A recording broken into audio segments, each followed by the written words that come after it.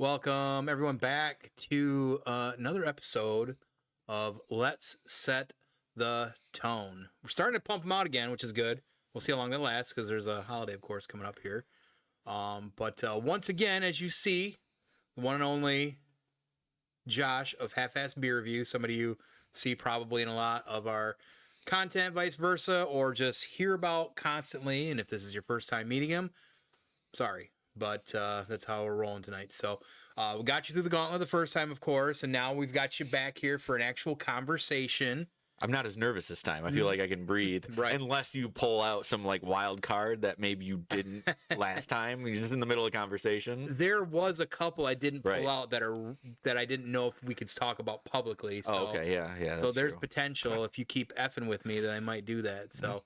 But who knows? But it's good to have you back. I know I feel like it's funny to even say that because we literally talk all day. You know, a couple of us are always back and forth about something. But what's really cool today, you had a big video drop on the channel that we were all really excited about. Ooh, yeah. Yeah. So make sure I'm going to put that in the link. You guys can find all his stuff, of course, in all of our YouTube stuff and Linktree. But the Third Eye Brewing Company video where you, Drastin, and I got to sit down. Tom and Bonnie and Tom are Tom's part owner. Part owner. There's a few of them, I think, and she's the wife of him. She does a lot of like the social media stuff. Yep. The Bloody Mary bar on Sundays, which is pretty gnarly. So that's a great video. Sit down, check that out. Yours truly had to take the lead because these guys had a little gun shy trying to ask questions and have a conversation with these two. So thankfully I was there to save the day, and it turned out to be an awesome video and conversation with those two. Very good. Much too good, actually. Yeah. Yes. I enjoyed it. So it's great because it's kind of been something we've been hemming and hawing about for like the longest time now. Wanting to do. And we finally set it. Well, you set it up. You reached out to him and asked if we could do it kind of thing. And then we made it happen. So it's a great brewery. Love going there. Great beer. Great food. And it was just an excellent time. And it turned out really good for our first time doing it. And it's just going to get better from here. Yeah. And hopefully going forward, I mean, we won't have to sit down and do it like that, like a Q&A with them. But my goal is to know one of the times we get down there, maybe we can say, hey, we're going to come down and film a little bit of content. You guys want to jump in and have a beer with us or something and just talk about something random, whatever it is, Yep. But thank you to Tom and Bonnie for that experience. Thank you to Third Eye Brewing Company as a whole, staff, and everybody. I mean, it was really cool to do that. Yeah. And it's always so hospitable when we're there. So it's a... Also, if you haven't watched the video, they lost their daughter to cancer, and they have their Live Like Maya Foundation. So I put the link to their foundation in the video. So definitely go check out that website. Give if you can. If not, just share it and support it kind of thing, because it's a really touching story. She was talking about it, and then when I was editing the video, I went to the website, and I was just like tearing up as I was just like looking through it. It's great cause, and so much percentage of the beer, the higher purpose beer that they sell, goes towards that foundation. Awesome. Yeah. And you'll probably be able to find the link here with us as well too. So, no, that's I'm glad you brought that up as well too. When she started talking about that, I'm like, I knew about that, but I kind of forgot about it as well too. So, if you want to spam it in the chat there, but if you're tuning in live, appreciate it. It's good to see you. I know Cuddles is out there and Josie. We definitely appreciate seeing you guys when you're able to pop in. So good to see you. It is Friday night.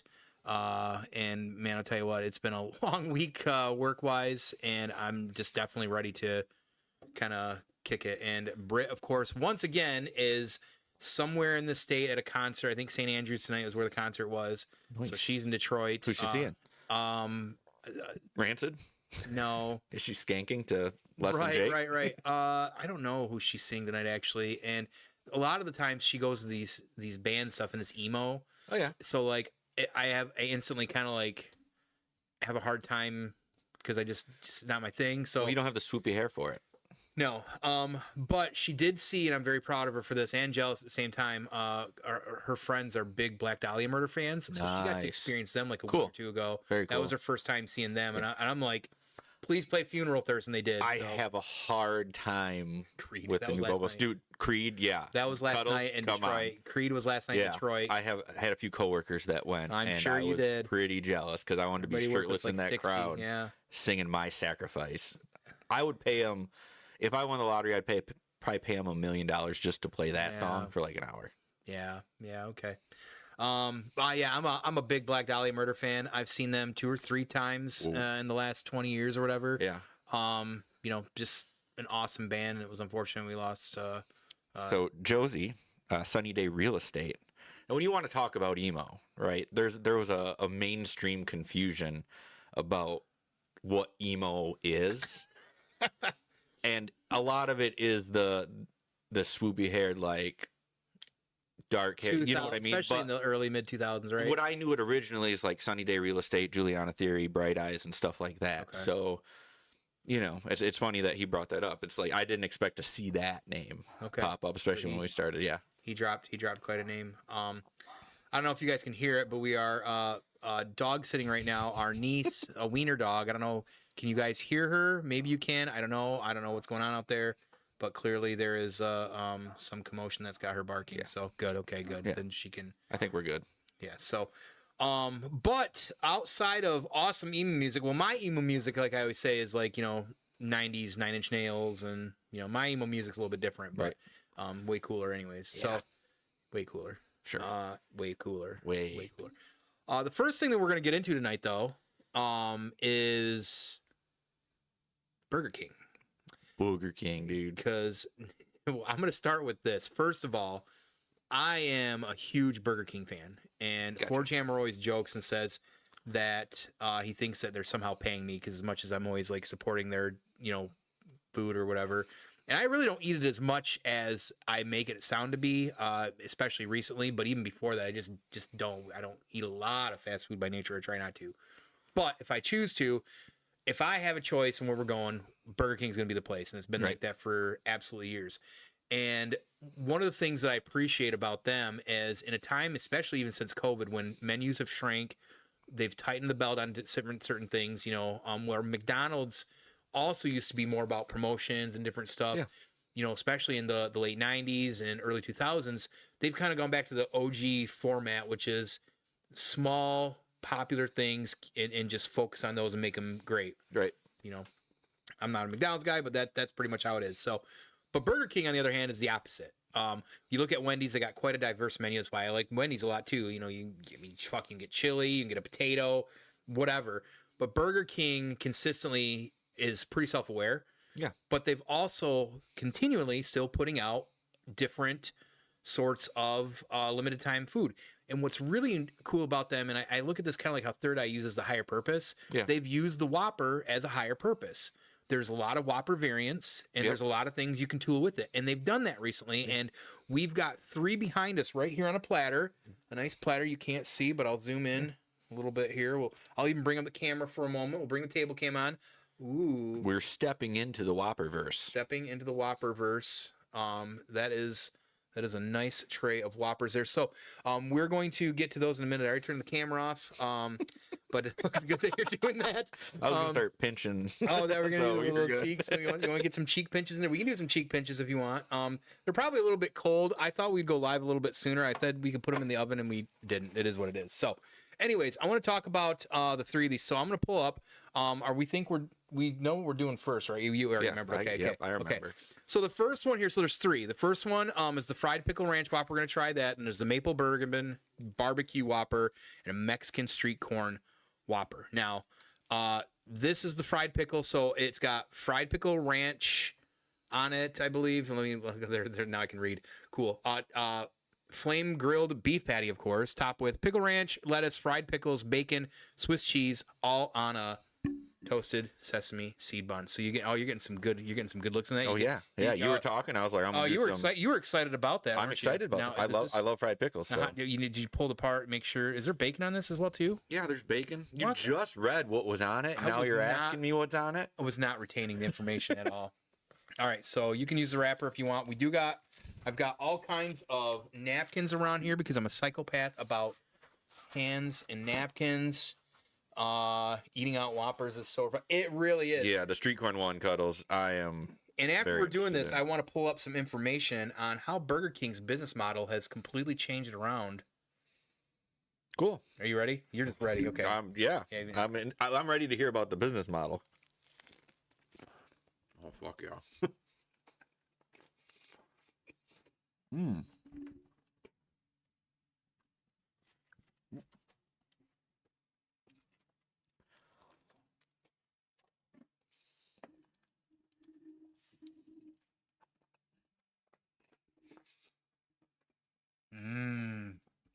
Look at that. Mm. Let me tell you.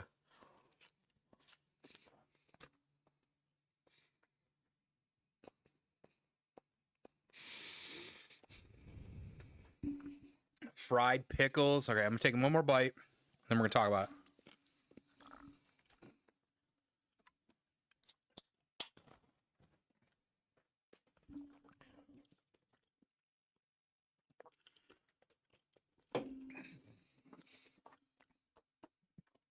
I think the one thing I'll say already, and it's going to be weird coming from me, Okay. is I think it could use more fried pickles. Definitely. That's I think they're very small fried pickles that are in here. They're the spears, right? Yep. I don't think there's enough pickle in them. I'm getting more breading, which I do enjoy the breading that's on the fried pickles. It's good and salty, yeah. Right.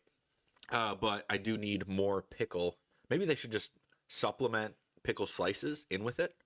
Ooh, okay. So that way you're getting that pickle flavor and you're still... More of that. Yeah. I would like more crunch than what I'm getting. Yeah. The bacon helped that a little bit. Yeah, but it's going to get... The pickle spears are going to get soggy in there no matter what. Like when you put them in a burger, you wrap it up, all that steam, all that heat, it's going to make them soggy. But I don't think it tastes that bad. I don't think I get a lot of ranch necessarily, and I'm not a ranch guy. Now, I do... With fried pickles, I'm like a hit or miss. I like a fried pickle with like a chipotle ranch or something, not necessarily like a normal ranch. It's okay, you know. It works. I'm not like everybody else about pickles, but no, I think it's okay. Is this something that I would get again?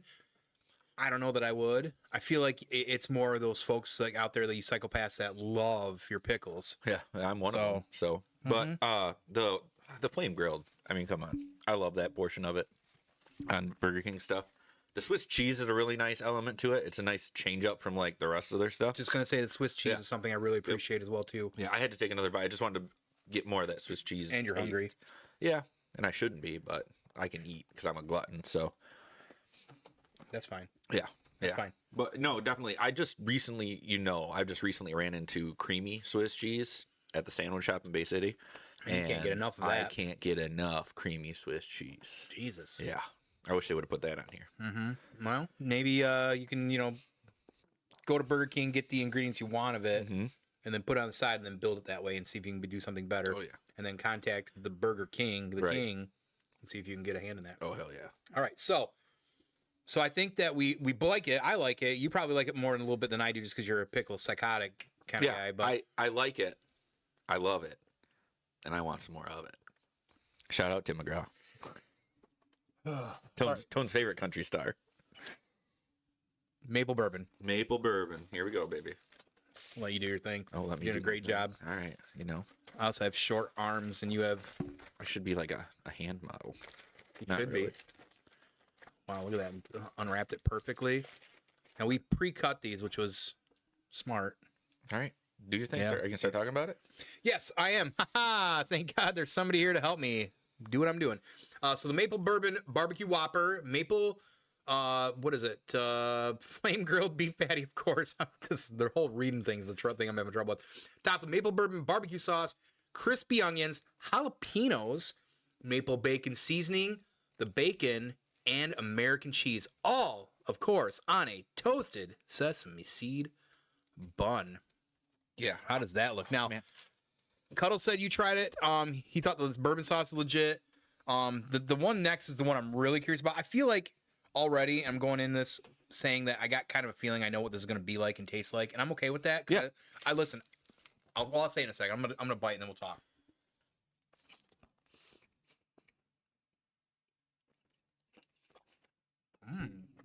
That sweet maple. Holy shit.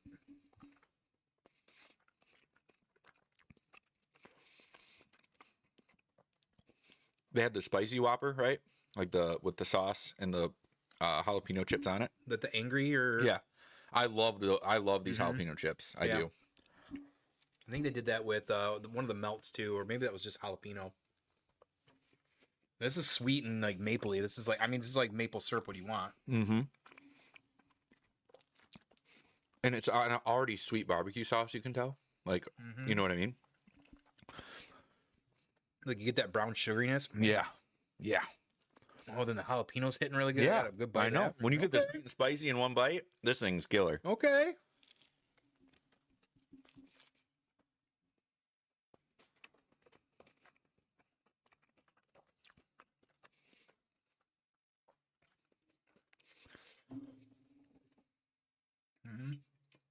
And let me tell you, crispy onions are the best way to eat onions, in my opinion. We got a bag of Whoppers here we bought from not Costco, but they're so good. I'm not an onion guy, Me either. but these crispy onions I can just annihilate. This really surprises me. Like, I kind of thought I knew how this was going to be in taste, because the reason why, like, I'm a super fan of the rodeo burger. I love the rodeo burger. When they took it away for so long, and sometimes it was like a hidden seat, you could still get it on the menu, different things. My one of my favorite memories in the last 10 years is getting a pyramid. I always said I wanted a pyramid of rodeo burgers, and somebody brought that over one time, like 5 or 6 of them. Here's your pyramid. Whoa. Yeah. It's funny because I was looking online and I saw that they were still on the menu because I wouldn't even think of them. Oh man, and once in a like, while. holy crap. Yep, once in a while I just want them.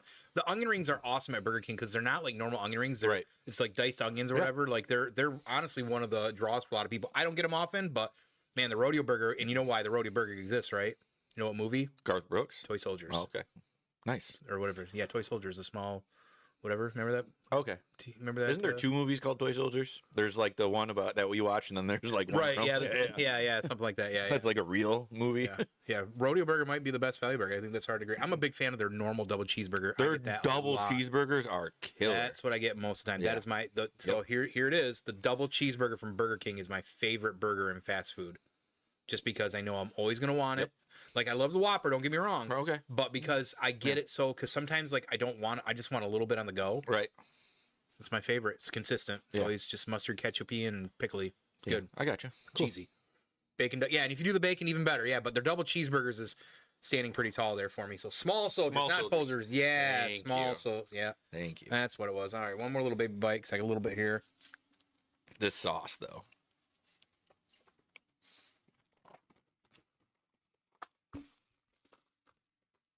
Yeah, I would get that again. Yeah, that's a match. That's a match. All right. Now, finally, the one out of all of these that I've been the most excited about, the one I feel like I read about the most online is the Mexican street corn Whopper. It's, of course, the flame grilled beef patty, topped with street corn spread, lettuce, tomato, Southwest seasoned tortilla chips, and Mexican spicy queso on a toasted sesame seed bun. Yeah, none of these I had can tomato smell the queso. Come on now. Okay. So here's a little thing about me is I hate tomatoes. Oh, cool. So I guess we're being children tonight. Yeah, I am actually. I don't hate tomatoes, but I think sometimes it's just too the flavor it gets. So gooey. Look how gooey that is. Did you already do the flippy? Yep. Okay, but you can do it too. No, I don't want to. Do it again. I want to eat it. No. Do it again. I don't want to do your thing. I want to eat it. All right, we're diving into this thing. I'm really excited. Yeah, I was.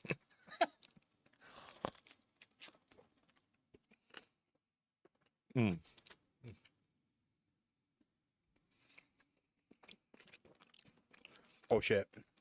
I want to start singing that song. It's in my face. You know that song? Ooh, baby. Oh, yeah. OMC. It's driving me crazy. I was up. Yeah, I was up. Destination of nowhere. On sweet something. And if you could make me do that. I think he actually passed away. Everyone does. Unfortunately. I think he passed away. R.I.P. if you did, OMC. I think New Zealand? New Zealand. All right. Will Wheaton was in OMC? Is that what Cuddle said?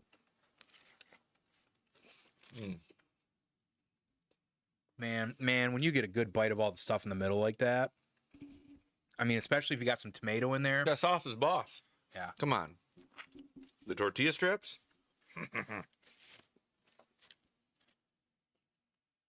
Shit, dude. That's good stuff. That's. I didn't think that was going to be better than the maple one after I liked that maple one so much. That definitely. But this is king. This is king. This is king. Wow.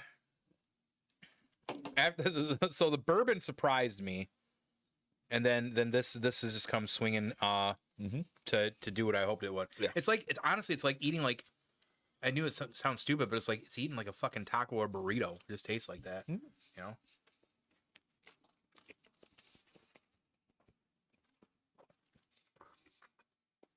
We should do a better job of like staggering our bites so that when you bite, I can talk. But Yeah. I'm putting this out there so that maybe we remember next time. But man, that's the sauce, the crunchiness of the tortilla strips get a little soggy, but there's still a little crunch to them. It's really good. Yeah, this is This is my favorite one. I'd say so too. And honestly, I think the maple bourbon is still a close follow up to that. Like, I'm talking like it could be almost razor thin depending on the day. Not to say again that the pickle one is bad. Like, I actually enjoyed that. I do like the deep fried pickles. It would just, the pickles for me is such a powerful flavor that sometimes just runs everything. Right. So like anything else with it, just I didn't pick up a lot outside of maybe the creamy Swiss a little bit. So I need more pickle. I need more pickle in that. so. If it's gonna be fried pickle, yeah, pickle might be better hot. Yeah, maybe like a hot pickle. Well, maybe. I don't know. Maybe. Or maybe like a chipotle mayo instead. Okay. Ooh, yeah. That's what I said. I like my. Maybe put a little Old Bay hot sauce on it. Yeah, buddy. I put Old Bay hot sauce and everything. Yeah. Fortunately, I have other ones I can still sample. What do you mean? Oh, you didn't eat all of them? That's all right. You want me to say something now that you're talking? No, I don't. No, I know. Yeah, I really expected the pickle one to be like my second or even my favorite, just how much I love fried pickles and pickles in general. But yeah, that maple one really surprised me. It's funny because that's my second favorite one, is the maple. I'm going through the row again. God, that sweet bourbon. Oh my God. Yeah, it's a good sauce. And Burger King does their sauces really well, I feel like. I don't remember what burger, because I worked at Burger King. I think I was like 19, maybe 20. Had to be 19, maybe. You had like 7 jobs in your 19, I heard. And yeah. And there was some kind of burger, but it was like almost like a Worcestershire, some kind of like savory sauce that we were putting on those burgers. Don't remember what it was, but I remember the smell of it, and I put it on every sandwich that I ate for lunch. For later. Yeah. Good for you. You eat your tomato. Huh? You gotta have your veggies. Tomatoes, just water. Now, one of the things I want to bring up briefly is I want to say it was last year, and I don't remember the percentage offhand. I feel like the year prior when they started doing, they dialed it back and tried to get more simple, and it was about their marketing and their look. They went back to the more of that retro-y style. They're trying to get away from the bluey red and all that stuff. So they're trying to go back to those browns, like that retro feel, because that's so huge these days. And it started with like the app. It started how they did their marketing, and it actually started with how they were doing, I think, the Whoppers and some of that stuff as well too, like presenting them as like, oh, junior Whoppers, there's 8 different kinds you can have, you know. We're bringing back melts and all this crazy shit. But what's interesting is that first year, I don't know if it was 2020 or 2023, whenever it was, I remember reading something somewhere, and I'm trying to actually find it, hunt it down, but they grew like 13% that year. Dang. Okay. Trying to fix that. Right. And since they've been able to do that, they've focused on some, I think probably closing stores that weren't doing successfully. Lost one in Shields, I know. Yep. But other than that, they've been doing a good job with everything sales wise. And I know like they were one of the first ones to really jump on the app thing as well too. They've got interactive games you can play on them as well too. Oh, dang. Yeah, there's different stuff too. There's contests. They're always throwing out like crazy giveaways, all kinds of shit. So I know not everybody's a big fan of the app thing. I use theirs a lot for the crown points and things in that nature. So I really like it. I think McDonald's still has everybody beat when it comes to the app usage. I think they do an amazing job with that. But they probably got the money to blow on it though. Like yeah, easily. Yeah, they can waste money to make money. Yep. So the key points about BK's improved performance. They implemented a significant turnaround plan, including investments in, again, the restaurant and renovations, advertising campaigns, which has resulted in positive sales growth, a royal reset modeling. So the company is actively updating the look, feel of its restaurants through the Royal Reset program, continuing to a more modern image, but I think still kind of that retro look. Increased marketing, they've significantly increased its marketing spend, allowing them to gain more market share and visibility. And it turned into positive sales trends as well too. So they show that people are experiencing more excitement about going there, eating there, the sales growth, and even just the existing locations themselves seeing more revenue. So I'm not really diving into all the percentages or looking into it. It looks like in the third quarter they declined like a 0.4, but I feel like that's also probably part of a lot of things going on as well too. So, but point is, you love Burger King. I love Burger King, and if you guys want somebody to be a sponsor, or if you want to sponsor me, I'll sponsor you too. Don't get me wrong. You can put my name on the side of that building. For his Tone's getting baptized. He needs sponsors. Yes. Yeah. Yes. Yeah. But yes. So as far as their ability to kind of turn things around, it was a smart way to do that. And good on them for doing that, because again, I grew up, my old man was a huge fan of it. So Whoppers was something I knew more. I felt like outside of McDonald's Happy Meals, I didn't touch, any of that stuff. Right. So we ended up going there a lot. My grandpa was a fan, probably because my dad, all that same sort of shit. And it continued. Yeah. My mom loved their breakfast growing up. I mean, I got a lot of McDonald's stuff, but she was a croissant machine. They were early on the croissants. And those crispy crowns for breakfast, that's a pretty great idea. If you cook them right, those things are... well, that's the trick. Yeah, I know. That's the problem with all fast food, is that you got to cook it right. Right. So... Right. But, I mean, even the... at BK, I don't know if that's Stella the Funky Homo Sapien or what, but you know what I mean? You rule. It's a catchy song, and I like what they do with all their food. And I love how much you love Burger King, Tom. Yeah, I talk very passionately about it. I had to talk him out of putting up charts. He had all these charts and shit that he's going to put up behind us. That Charlie that might be a little too much, Tone. Yeah, I am, and I think it all comes back to... And I know it's like, I think it's like a fake flavor. It's not whatever it is for the flame broiled taste. Right. It all comes back to that to me, because I love the flavor of, and I'm not normally a burger guy. Like when I go to fast foods, it's normally like the Wendy's and different stuff. Like I get chicken sandwiches most of the time. Yeah. That's usually what I prefer. Burger King is the only one out of all the fast food spots where I typically will get burgers, because I love that flame broiled, grilled flavored taste. I grew up on grilled burgers. That's the flavor I want. When the chicken sandwich craze started popping off, like what, a year ago, maybe 2 years, I think, 2 years ago, they had an amazing one. But it was crazy, because I would go when they first started doing it, within the first week or two. I'm guessing. Yeah. And the guy handed me this, and he's like, "Hey, we're just still figuring this out, so it's a pretty big chicken sandwich in there." And it was like 2 fists of a chicken between this bun, but it was good. You know what I mean? Because they were all making that stuff fresh and stuff like that. And I remember it's like I would go to each restaurant, I'd try one. It's like, this is my new favorite chicken sandwich. Right. Yeah, they're all packaging them now like it's like Chick-fil-A and Popeyes. Like I even saw McDonald's is still doing that dumb rap. Like and all of them are still not. I mean, now they're all not great, because they've lived past that initial like everything's going to be awesome, and now it's just kind of like, well, it's sat warmer for 20 minutes now. For chicken, Popeyes is still where I prefer to go. Overall. We still have to try Raising Cane's though. Right? We do. And I liked Big Chicken. Yep. Big Chicken salad. Yep. Houston's hot chicken's really good. That's downstate. I think Novi. Novi's got everything, so I'm not surprised by that. Yep. But as far as a normal fast food chain, my favorite chicken sandwiches are typically at Wendy's.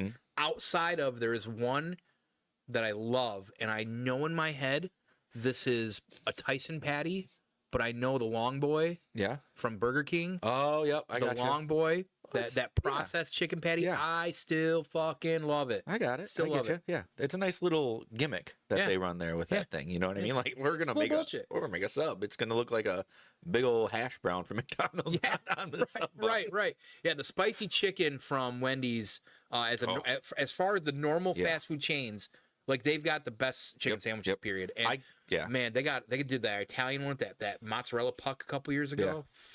I do just mayo and cheese on mine. So they put a slice of American and put that mayo on there. Sometimes I'll get the lettuce, but I'm not a tomato guy, right? Yeah, that's what I've heard. Oh my gosh, they're just like, I don't know if it like enhances like the pepperiness of the spice, because that's where the spice comes from, is the pepper, right? Yeah, I think so. I thought maybe is there sauce too? Maybe no. On Wendy's? We do just on mayo Wendy's, and cheese? Just cheese and mayo, man. Come on. It all works really well together. That's it really ties the sandwich together. Does it? Okay. That's controversial. Yeah, the Asiago cheese is pretty awesome there as well too. Are you talking to yourself or is that Brent? Yeah, right now, right? Yeah, that's the dude 79 out in chat. So, whoops. But right. Sorry, Rizzler. Well, that's it. So that is the Whopper. The Whopper. I don't know. Was that a taste test? We'll go with. Yeah. All right. The Whopper Gauntlet. The Whopper Gauntlet. Yeah. You know, the last a couple weeks ago I had Dude on. We did the Rubens locally. Now we've done the Whopper Gauntlet. Now we'll do this once. I think everybody likes to do the food because it's fun, and we're all big fans of food. Clearly, especially myself, especially if it's Burger King. So now I won't be able to eat anything for the rest of the weekend because of the sodium. Okay. It'll be all right. We'll just drink some water. Yeah, Oh yeah, that's what I've been doing. Yeah. Chugging some water. Impossible Walker. All right. Wow, well, Whopper. Wow. Yeah. Actually, that's what Brig gets is the Impossible because she doesn't eat the meats. Yeah, that's true. Yeah, Hey, she loves it. you're lost, you know. Yeah, yeah. Well, I got smart now. You know what I've been doing? So we go to places, and she'd be like, "Can I get the chicken salad? No chicken." I'm like, "Hey, get that chicken on the side." Yes. And I'll take it home or do something else with it. You know, That's the way to do it. yeah, get the meats Do like something else with it. yeah, like Kind of anything. That's personal. That's personal. All right, we're gonna switch some gears here, and we're gonna bring it down a little bit, I think, and kind of see where this is gonna take us. So, stop peeping at the notes. I'm not peeping at the You're notes. peeping Dude, at I the can't notes. help. I'm a nosy dude. You are a nosy dude. Mm-hmm. All right. So, one of the things I've been dying to talk to you about, Oh boy. and the reason I've been dying to talk to you about is because compared to a lot of other people that I know of similar background, Yep. you are definitely, how do I word it? Different than most. I'm not saying that you are separate than a lot. I think there's a few people I know that are similar in your sense, but you are definitely a lot different than a lot of people that I know that as growing up, you went to a parochial school. Oh yeah, 12th grade or 12th kindergarten through started 12th grade. Benjamin Wow. Button in Yeah, school. Yeah, Yeah, yeah. cool, I started man. 12th and I Right. ended up in kindergarten. Right. Yeah, and that's I mean fair to say like religious upbringing background or whatever it is there. So and there's a lot of reasons why I'm curious about that in general. It's because again I've known people, I've seen I think all spectrums of it. Yeah. And like I said, you're one of the few that have kind of took a different turn.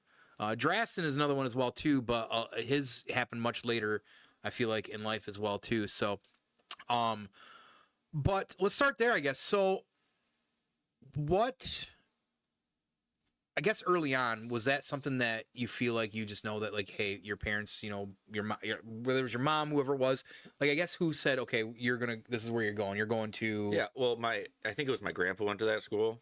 My mom and my aunt went to that school. It's a local school, And, right? yeah, it's just so you know the kindergarten through 8th grade school. You know what I mean? And it's what denomination? Lutheran. It's Lutheran. Missouri Synod. So Okay, which that's a whole other ball game too. Spider webs. Yeah, Because there's Martin Luther Seminary around here as well too. yeah, that's Wisconsin Synod. Yep, Michigan Lutheran Seminary. right. Yes, and which is Yeah. I knew that it was like through Wisconsin somehow. And there's like 3 things that really separate the two. That, I'm not gonna. I'd have to let me look it up here in a little bit. okay. Maybe we'll get into it. I thought maybe you're gonna throw something serious. I knew it once. You know what I mean? But it's nothing like huge. Right. And but you see that throughout all of Christianity. Why Sure. there's so many different sects of it now. That it's just like these little differences. People didn't get along, and all of a sudden, oh well, we're doing our own thing over here now. Right. You know. Yeah. So Or but just a disagreement, and then Right. Yep. because that's how originally like Lutheran Right. separated from Catholicism, right? Yeah, it's If I remember correctly. Luther saw the Catholic Church up to no good and decided to do needed a hero. David Right. Bowie was singing in the background. Right. There's a star, man. And Right, he's right. pounding the thesis on the door. Right. But no, so that's how that happened. And honestly, so we have in the area there's Frankenmuth, Frankenlust, and Frankentrost, right? Yes. So I'm that actually is familiar with that. Actually. that is the German migration to our area, right. and that's just steeped in Lutheran Okay. religion. I didn't think about it like that. Right, Oh, okay, yep. that's interesting. So in this area there was a stronger presence of it. Now it's still in Frankenmuth, it's pretty heavy. But now in the, as it grows, you blend in and stuff like that. Sure. And, you grow apart and it just, things like that. So that's where, and it was like, man, like, I don't even know what I'm going to say, but it's just, I just know that all of my grandparents, great grandparents, they're all Lutheran. Maybe they didn't go to that school when it didn't Does exist. that come from the German? Yep. Because your family is also German? Oh yeah, it's Wagner's and Helmreichs. That's my mom's side. That's why I didn't know that. Then Krugers and Christians on my dad's side. They all grew up on Elm Street. Yes. Yeah. Yep. And we all grew up on Elm Street, and we prayed Freddie away. Just throwing it out there. Yeah, I know. Bitch. Okay, so you started like and I don't know if like pre-K was even around back then. Yeah, well, preschool. Yeah, I started a preschool, like a normal kind of thing, preschool. Yeah, it was there. Okay, that's what I wondered. I misspoke when I said kindergarten because they do have a preschool. They do. Okay, so yeah. So they see. So like, how? I know some Lutheran schools, like when they get to certain points or early on before like going to say seminary. Yeah. It's like maybe 20 kids or 12 kids, and they're all various grades in one like classroom almost. Was that the same kind of setup? We had fairly big classrooms, but it was 2 grades per classroom. And I think even at one point, like 3rd, 4th, and 5th grade, we're all in the same classroom, okay. 6th, 7th, and 8th. But sure. As it grew, then it kind of split up more. By the time I got to 3rd grade, it was just 3rd and 4th, and then 5th and 6th, and then 7th and 8th. So okay. Yeah. Now was there like a full staff of faculty, or is it just, or I mean, you go to a public school and there's like 20 different teachers and different things. You had your main teacher, but then you had a science teacher that would come to each classroom, or you'd have a math. How did that work you know out? What I mean?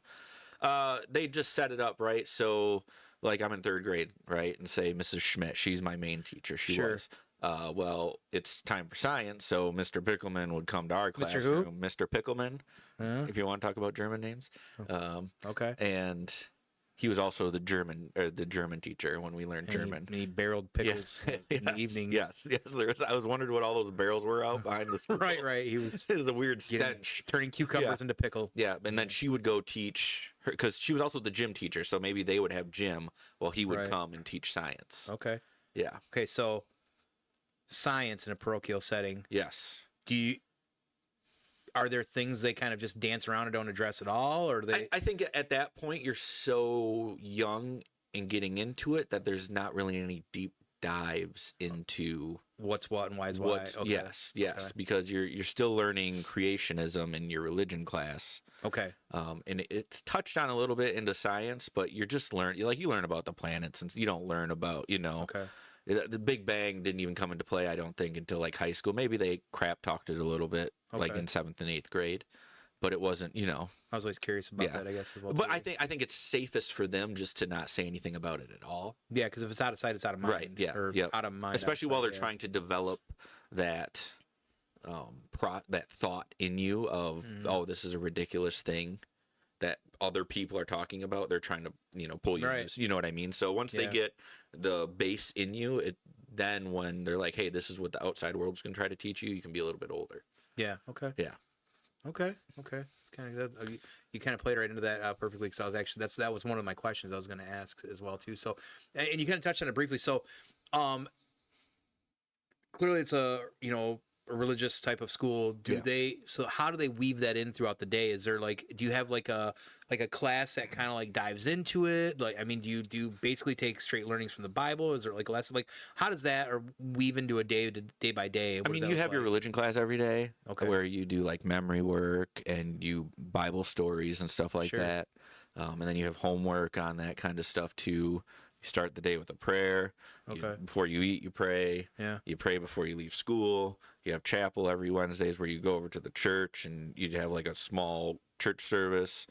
And then they take church attendance. They want to make sure you're going to church. And they have Sunday school after church. So it's like, it's there. You know what I mean? And especially if it's a community and all your friends do it. So you do it. You know what I mean? So it's just, it's weaved in pretty well. Okay. Yeah. Okay. Now, like, with that, how you said to the community, is there would your parents say, okay, well, the neighbor boy doesn't go there; he goes to public school? Right. Were they ever weird about you hanging around any other kids from anywhere, or was that all never really did? Yeah, it was all You mostly just hung out with kids that went to your school. Yeah, it was all kids that went to my school. That's all the kids that were really around. Okay. You know what I mean? And it's I had 6 people in my grade, 4 girls and 2 boys. And at 3rd grade, 1 boy left and another boy took his place. And then at 6th or 7th grade, you want to dive into that at all? that boy left and another boy took his place.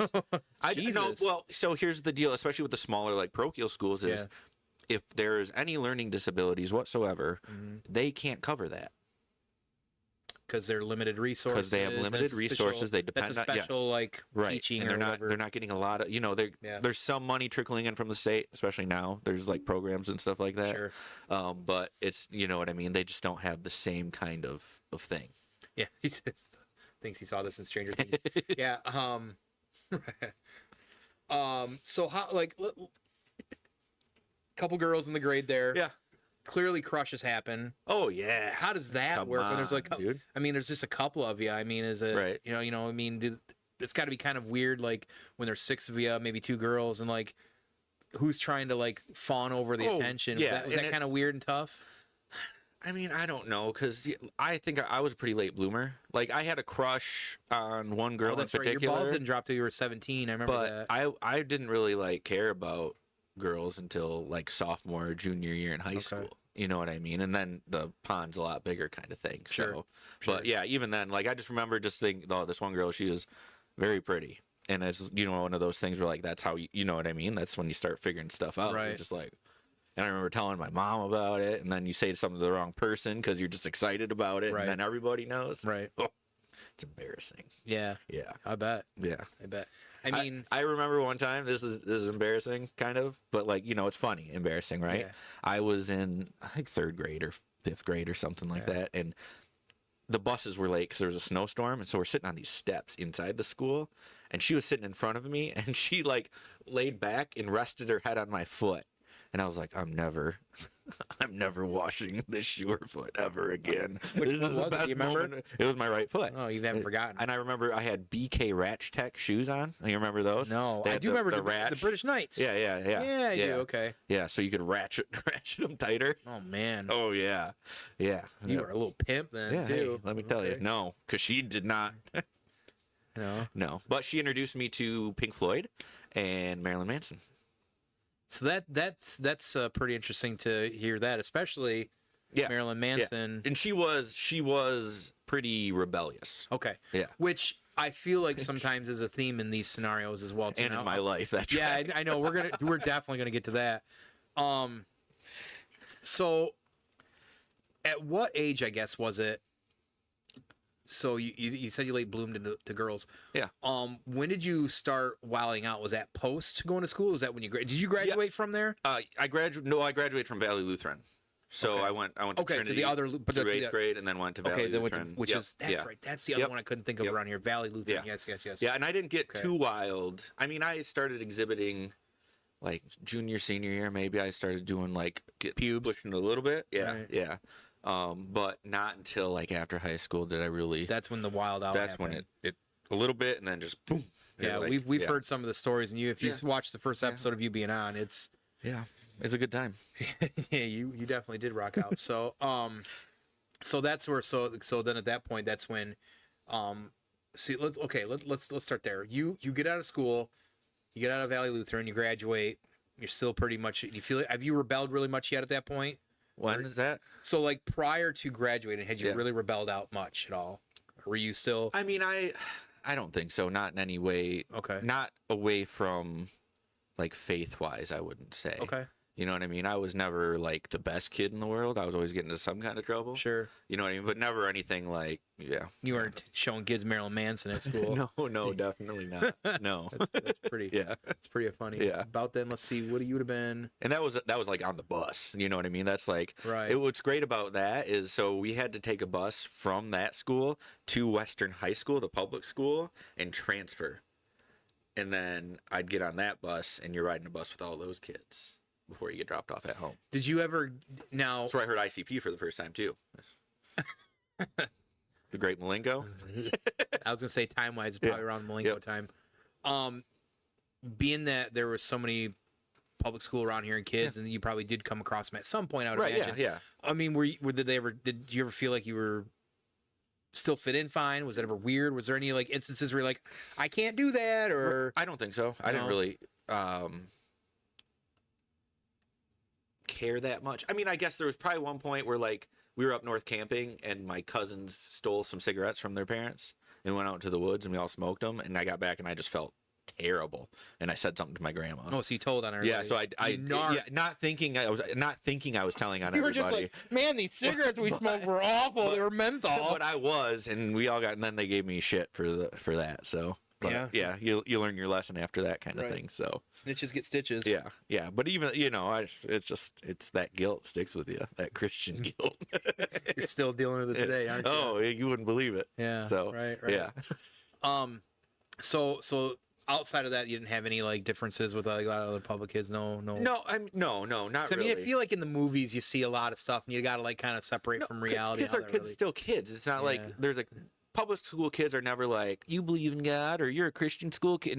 No, you know what I mean? And it's not. And you could have been like, you don't believe in anything. You're in public school, right? And it's not like we're like a private, like rich kid school. You know what I mean? You're not going to Novell. Yeah, I'm wearing a Charlotte Hornet starter jacket like every other kid on the bus. You know what I mean? Right. So it's like, yeah. Okay. Yeah. Okay, fair enough.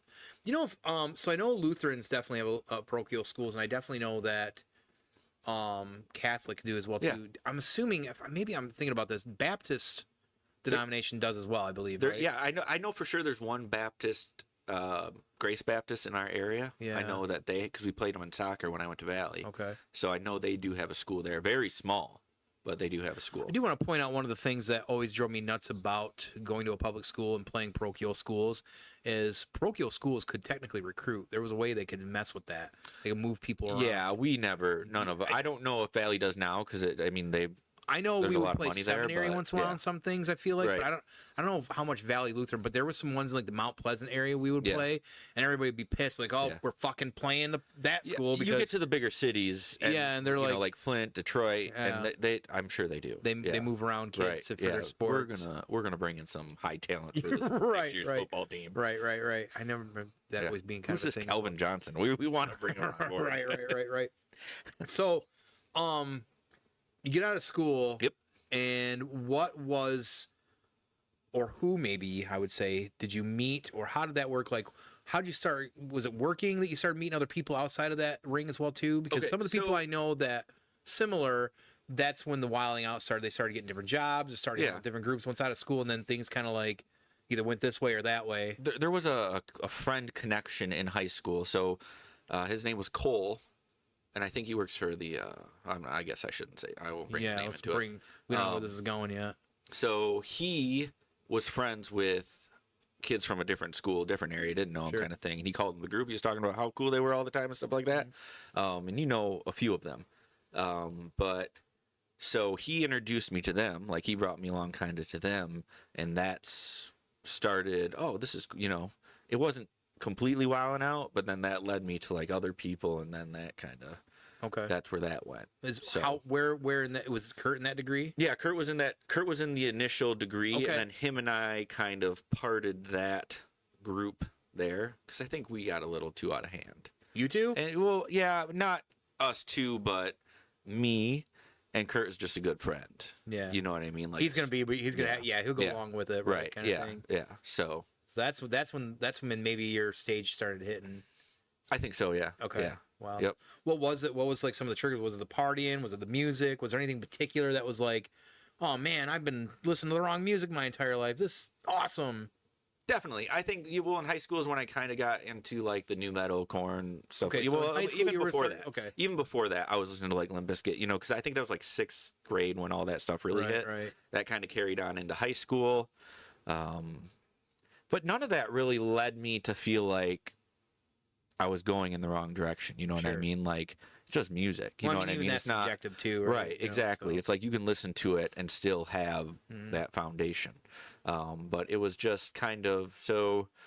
Are you trying to lead me out of where it started, kind of fading away, or I started questioning it a little bit more? Or yes, to some degree. Sorry. No, that's fine. But also, I'm just curious in you know, like, was it for you like a dial that was slowly turning, or was it a light switch when you became like all like you were like, man, I'm fucking yeah. So I don't want to say sheltered is not necessarily the word, but you know, still some way compacted compared to a lot of other people, and just being like, I'm experiencing all this crazy shit at once, and here I go. I think it was kind of like a slower dial for me because in high school, like we had a world religions class that kind of just took a dump on every other religion out there. It was basically a pastor up front doing bits about Mormons and Islam and all, you know what I mean? Just like, you know, Tracks, and all of us like kids are like, oh, that's so weird that they believe that stuff, you know? And so that was just kind of like a weird like bump, you know what I mean? And then a lot of the people you go to school with, it's just like some of the I remember this one girl, she, you know, they took prayer requests before like this one class, and she's like, I need prayers. I'm having a bad day. Things aren't going my way. Yeah, blah, blah, blah, blah. And I just remember sitting there being like, what the hell is going on here? You know what I mean? Like, you got it. I mean, I get it. You know, we all struggle and stuff like that, but just like, I don't know. I just sometimes it's weird when you wear it out front like that. It just feels like you're calling for attention. Yeah, and it really stood out to me. It had to for that be one of the things that I remember, like in this process kind of thing. But even then, I think it was still maybe a year or two after high school before I really started going for questioning a little bit more down the path. You know what I mean? So I remember reading Vonnegut. I think it was either The Slaughterhouse Five or Breakfast of Champions. And he says something that made me be like, he doesn't believe in God. You know what I mean? And then my roommate at the time, he was like, yeah, dude, like a lot of people don't. You know what I mean? And it kind of just like, what? You know, like it was one of those like, oh, there's more than what you're led to believe. Yeah. You know, from what you're, So, yeah. So that was how it was like that kind of like almost really like a book at that point. Yeah. And then from there, I would say, it was never really like thought of. You know what I mean? Like it's not like this was like always like a main thing. Like I always believed in my head, and then like an ignorant time frame somewhere around maybe a year later kind of thing down the road, but like in like the hardcore community of like the punk hardcore community, there was like a God-free youth movement, which is goofy, right? Like they had shirts that said God-free youth and stuff. I'm like, oh, what was that? That seems kind of cool. You know what I mean? Like it picks up momentum and what's that? Oh yeah, God-free youth. That's cool. And like you look at me, that's not cool. You know what I mean? Like you know, like to boist something like that. But it's just, I don't know. It was just one of those things, like a tick. And I'm not, you know, and I don't think I was, you know, but it was just like a cool thing to jump on board with. You know what I mean? Like, I'm gonna be straight edge too, you know, like there's like, you know, trends and stuff like that, you know, and you're dumb and young and goofy. And why do straight edge people got to be so obnoxious? They don't have to be. And they're not so much anymore, I don't think. But there was a time where it was accruing mass popularity, and there was a lot of obnoxiousness. And I probably like 2 months. I probably was too, maybe even longer. Who knows? I don't know. That's mid. But then I missed TBR, so it's like right. Yeah.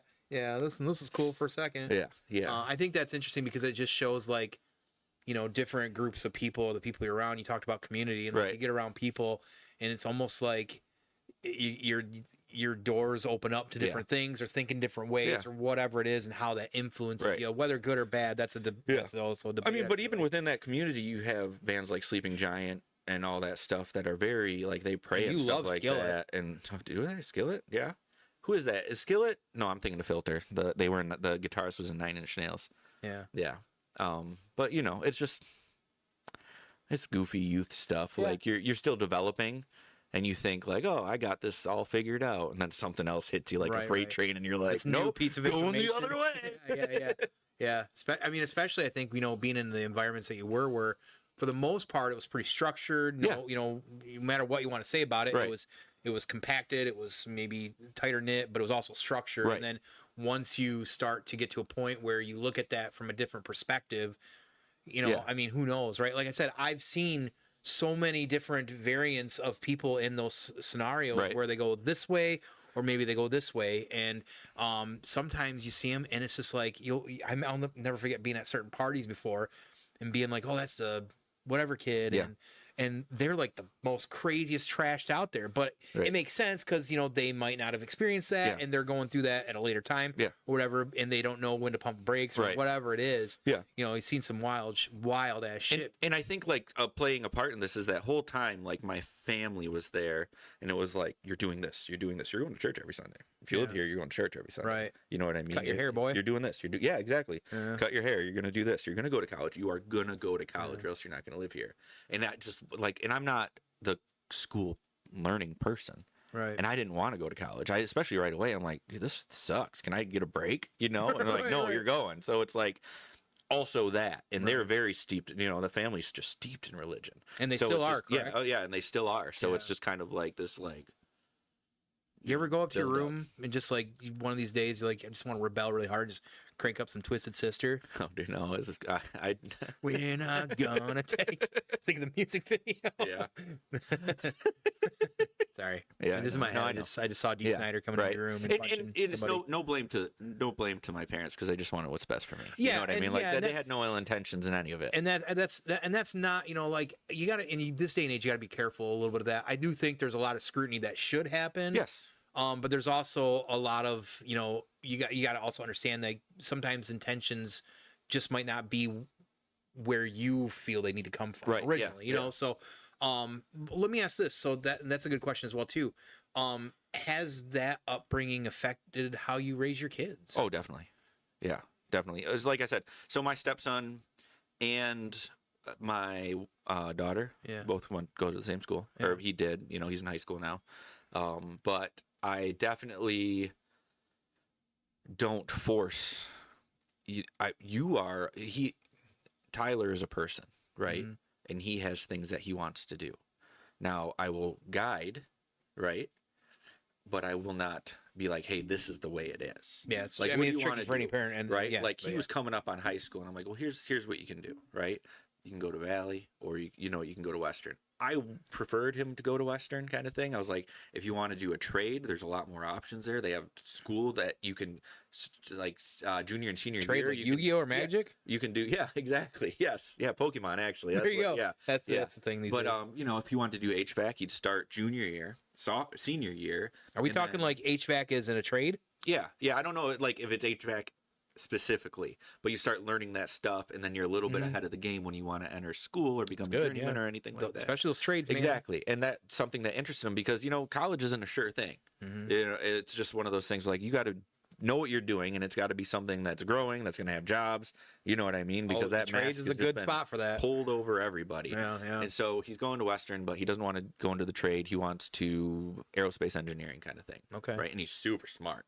Is he? Yeah, he's super smart, and he's figured all this stuff out on his own, but as us guiding him. Yeah, you know what I mean, and that's awesome. It's Western. Yeah. Now is that Prochial? That's a public school. That is public. Yep. So Basically he would Western. He leaving. He left the parochial environment, and now he is in public school. This year's his first year doing that? Okay. Yep. How does he like the transition or the change? He thinks people are weird. Like you know, kids are dumb, right? Like they do dumb shit, and he sees that and like, that's weird. Why would I? You know what I mean? Right. He calls that stuff out. So it's crazy how quickly he matured emotionally. Good. Like he's still kind of a smart ass, which is fine because he's intelligent. I've noticed the more I've been around him that you can tell that maturity is kind of starting to switch where he's less shy and quiet and like. Yeah, exactly. He's thinking over there now and doing some. Yeah. Okay. And so that's always been my thing. And you know, like there's certain things in the religious community that I think are BS, right? That are, you can tell if you read any passage, right? Let's say we read a passage and it is serving a greater purpose. I think that's a real passage, right? I think it's something that we are meant to have. Mm-hmm. Now, if you read a passage and it's serving to man alone, or to a particular individual, I think that's BS. Someone put that in there that wanted to benefit from that. Mm-hmm. You know what I mean? Because we know. And it's crazy to me that people want to not look at that they just think this Bible appeared, like they're just like, hey, I wrote this cool thing. Now you write your thing, Luke. You know what I mean? Like they're just kind of right, but not like there's a whole bunch of stuff from that time frame. Matthew's like, oh shit, can I write something down? Yeah, right. Right. Hey Josiah, where you at? Right. You know, like they're just they got done playing a pickup game. I just saw the cool thing with my buddy Job. I gotta get that down. Yeah, so it's like, and the Catholic Church put all this stuff together. They chose what goes in it, what doesn't go in it. They didn't even translate it for the longest time because they didn't want people reading it. But now, while I'm definitely not disagreeing nor agreeing, it definitely sounds like that sounds like a bit of the Lutheran coming out right there from me as well too. Right.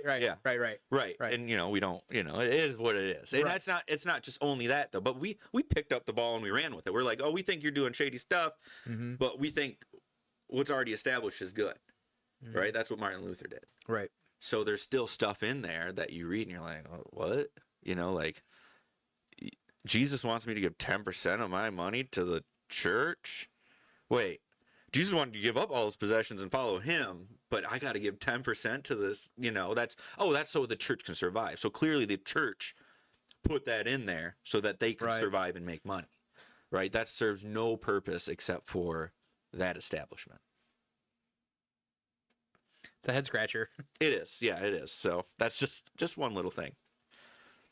We got an interesting comment out there. So, conversation. Thank you for commenting on the conversation. If you guys are tuning in on Spotify or YouTube or anything out there, of course, we do record this live on Twitch as of right now, just to get some feedback. So, RizBiz said that if you could do it again, tell my mom to send me to public school and not stay in the parochial environment. And that's not the first time I've heard that. And I think that.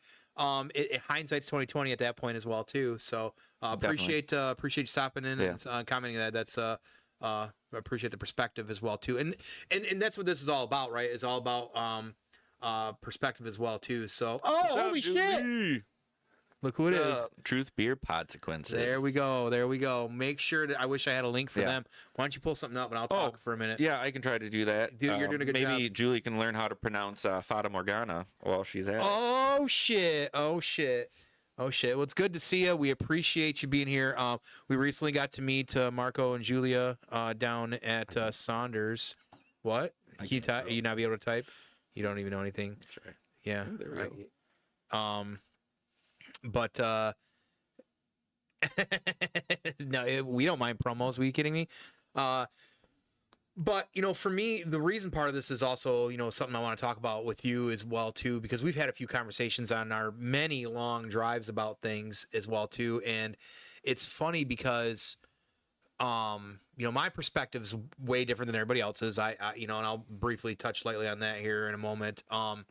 But it's interesting to me because, like I said, like you're one of the few that not only started here, did this, wild out, and then I know we talked about it one of the first times you're on here, but you've done a pretty much 180, becoming the dad figure. Like, see, it's almost like it's just it's almost like this wavelength. Like you just kind of like, and now you're kind of set in the way you're doing your things with your kids, but you're also use that experience to say, okay, I'm just going to guide, and things in that nature as well too, which was how it worked with my dad, because my dad grew up in Catholic, my family's Catholic Irish. So that was a lot of that. I didn't have to deal with any of that. Right. Both my parents, my mom was, I think they were more Methodist I got you. or something like that. But they, like my grandpa, like they didn't do anything with that. Matter of fact, for the most part, I still think that when he passed, he was not into any of the religion stuff. Gotcha. And my dad had been shoved down his throat as an altar boy, no pun intended, a lot growing up. They didn't push it on us. Right. So they gave us, they said, here, you want to go to this Wednesday night thing? That's cool. What's interesting is our public school, we could take a note to them, and once a month they could sign it and say, yeah, you can leave school for 2 hours and go to the local church and have like a kid's version of like a Sunday school. It was mostly fun Bible stories and games, right? And somebody could win a candy bar. Yeah. You know what I mean? Which is weird to think about that, because the public school, you're like, oh, fuck. Right. But parents had to sign a waiver and do all that stuff. And honestly, it was always, and looking back at it back then, when there was a couple kids left over, it's like, okay, I'm going to win a candy bar. Now I look back and then say, I get it now. Yeah. Like, now where I'm at in life, I understand that. So, but, what I want to come back around and ask you about too. So, so that's what's one to ask you. So, knowing, kind of like what Julia said as well too, knowing that you could have changed, like say maybe what you know now, Right. or would you have preferred to start in public school, or do you still say no, that kind of shaped me and that's kind of who I was and I'm okay with that? I'm happy with who I am. Yeah. I think, and so to change something like that, I don't know. Because I think it was all just, it's part of the ingredients that made me, and that, God, I don't know how to say this without sounding like full of myself. No. But the idea of open learning to guide the kids, Mhm. you know what I mean? Just to be open-minded about things. Yeah. And still maintaining the search. Cause I want to believe, you know what I mean? I really Sure. do. Like, I would love it, and I think that there's a purity to what we learn to a point. Mhm. Right. But like anything else in this world, Right. once we get our greasy, greedy hands on it, we misshape it and we turn it into something it shouldn't be. Everything looks good on paper until man, Right. as the human race, Right. gets their hands on it. And it's funny because there's a Bible verse that talks about anybody that alters or changes the word of God is like damned forever, right? Well, that's good for that person, right? Yeah. Being damned forever. But if he changed something and we don't know about it, and we just go along believing it, Right. what good does it do? You know what I mean? Like, that's a rough way to go about it. Yeah, You where's know, the like, checks and balances on that one? yeah, I can see you know, that. So Which it's- King James did. See, right? Drass knows all as well too. Yeah.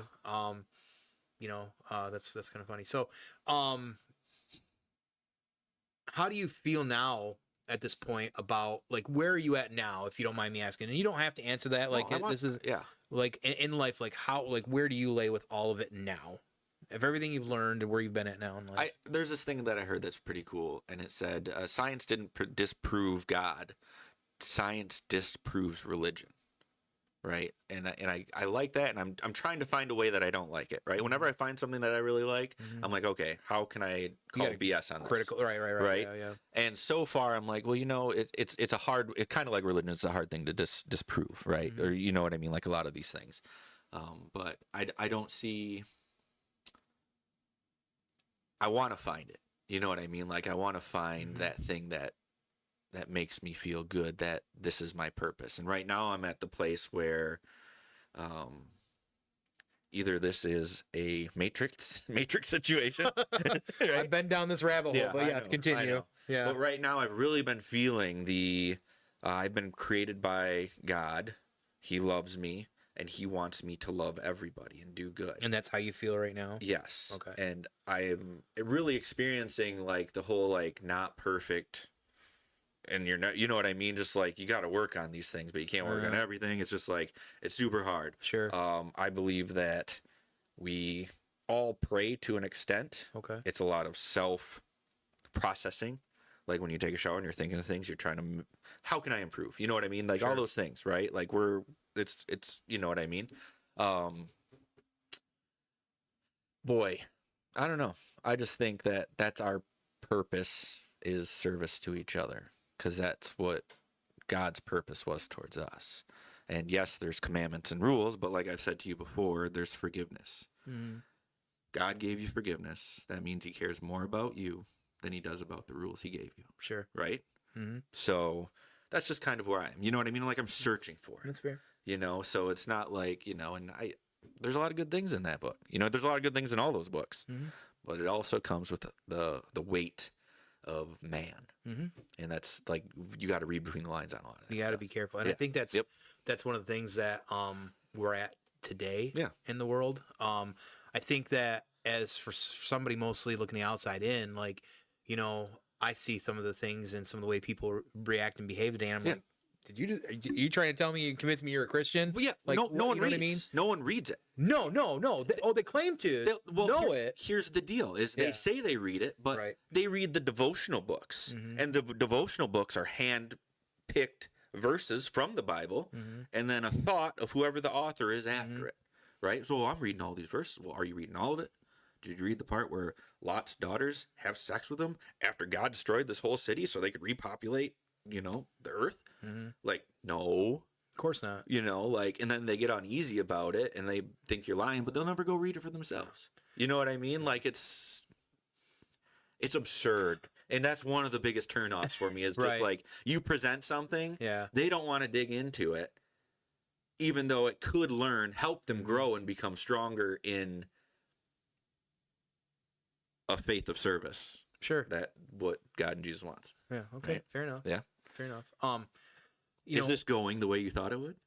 I didn't really know where it was Right. going to go, I know. honestly. And Yeah. and why, I'll get to me briefly in a moment, like Yeah, I said. I But one of the things I partly bring some of that up as well too, and you do touch a good base on that, is like, you talk about, like, especially these days with like the rise of nationalism, especially white nationalism, and taking the face of what they think Jesus looks like. Yeah.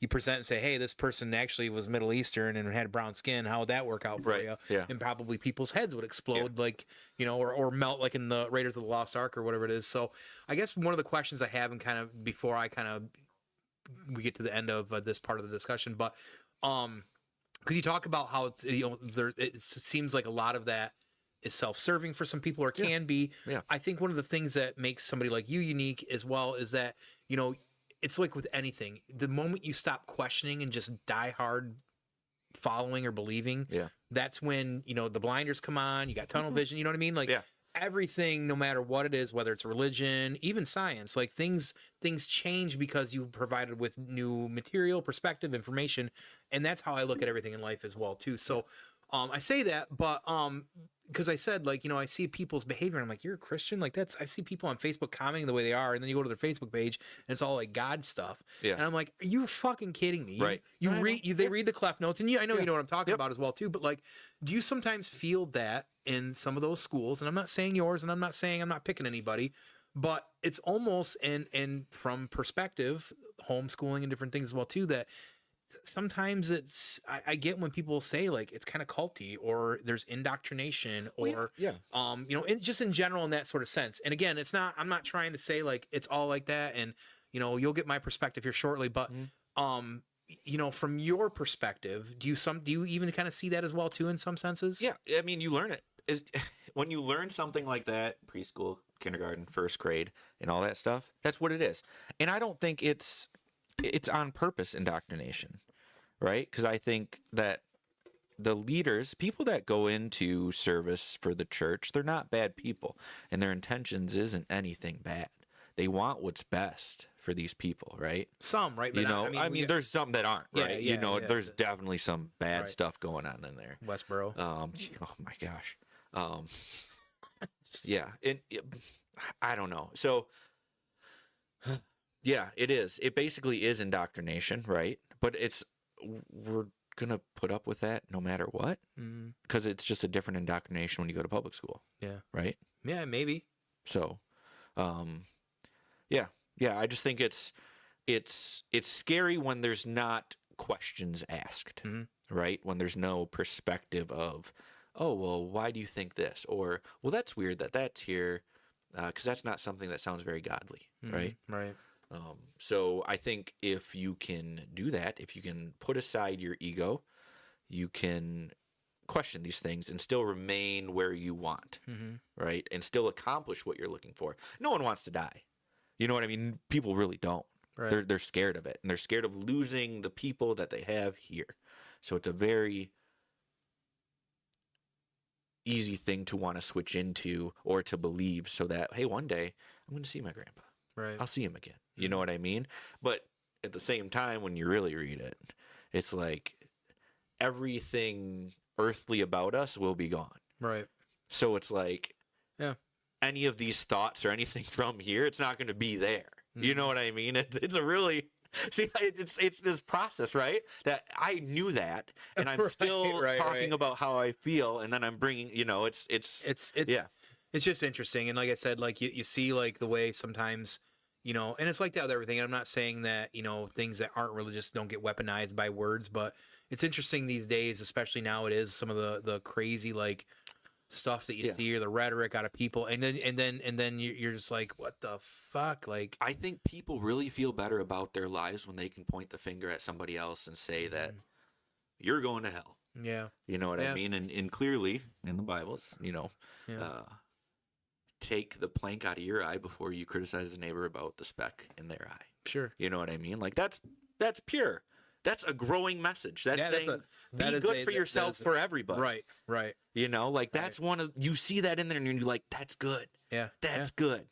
You know? Yeah. I appreciate your perspective. You know, I know there's a lot of similarities that probably you and Chris have as well too. For sure. You know, and this is not like, you know, definitely we're not trying to push anybody's thought process. No. This is us just having a conversation because, you know, I originally don't want to sway anybody in what they believe. That's not my mission. I don't talk about this unless it's a conversation that I'm being asked about. Right. I don't throw it in anybody's faces because it's not my job to sway your beliefs. You got to do that. Yeah, it's on you. Yeah. And, you know, for me, I am the complete opposite. Right. It's funny, Julia mentioned Stardust. That's how I lay. Mm-hmm. I'm a, you know, by the numbers on those sort of things. I, you know, grew up around it, not as heavy as you. I grew up around, I mean, some of my closest friends, you know, I've known Drastin for 20 years. He's, I mean, I don't know a ton of people in my personal inner circles that are honestly religious in any form, whether it's Christianity or anything. Yeah.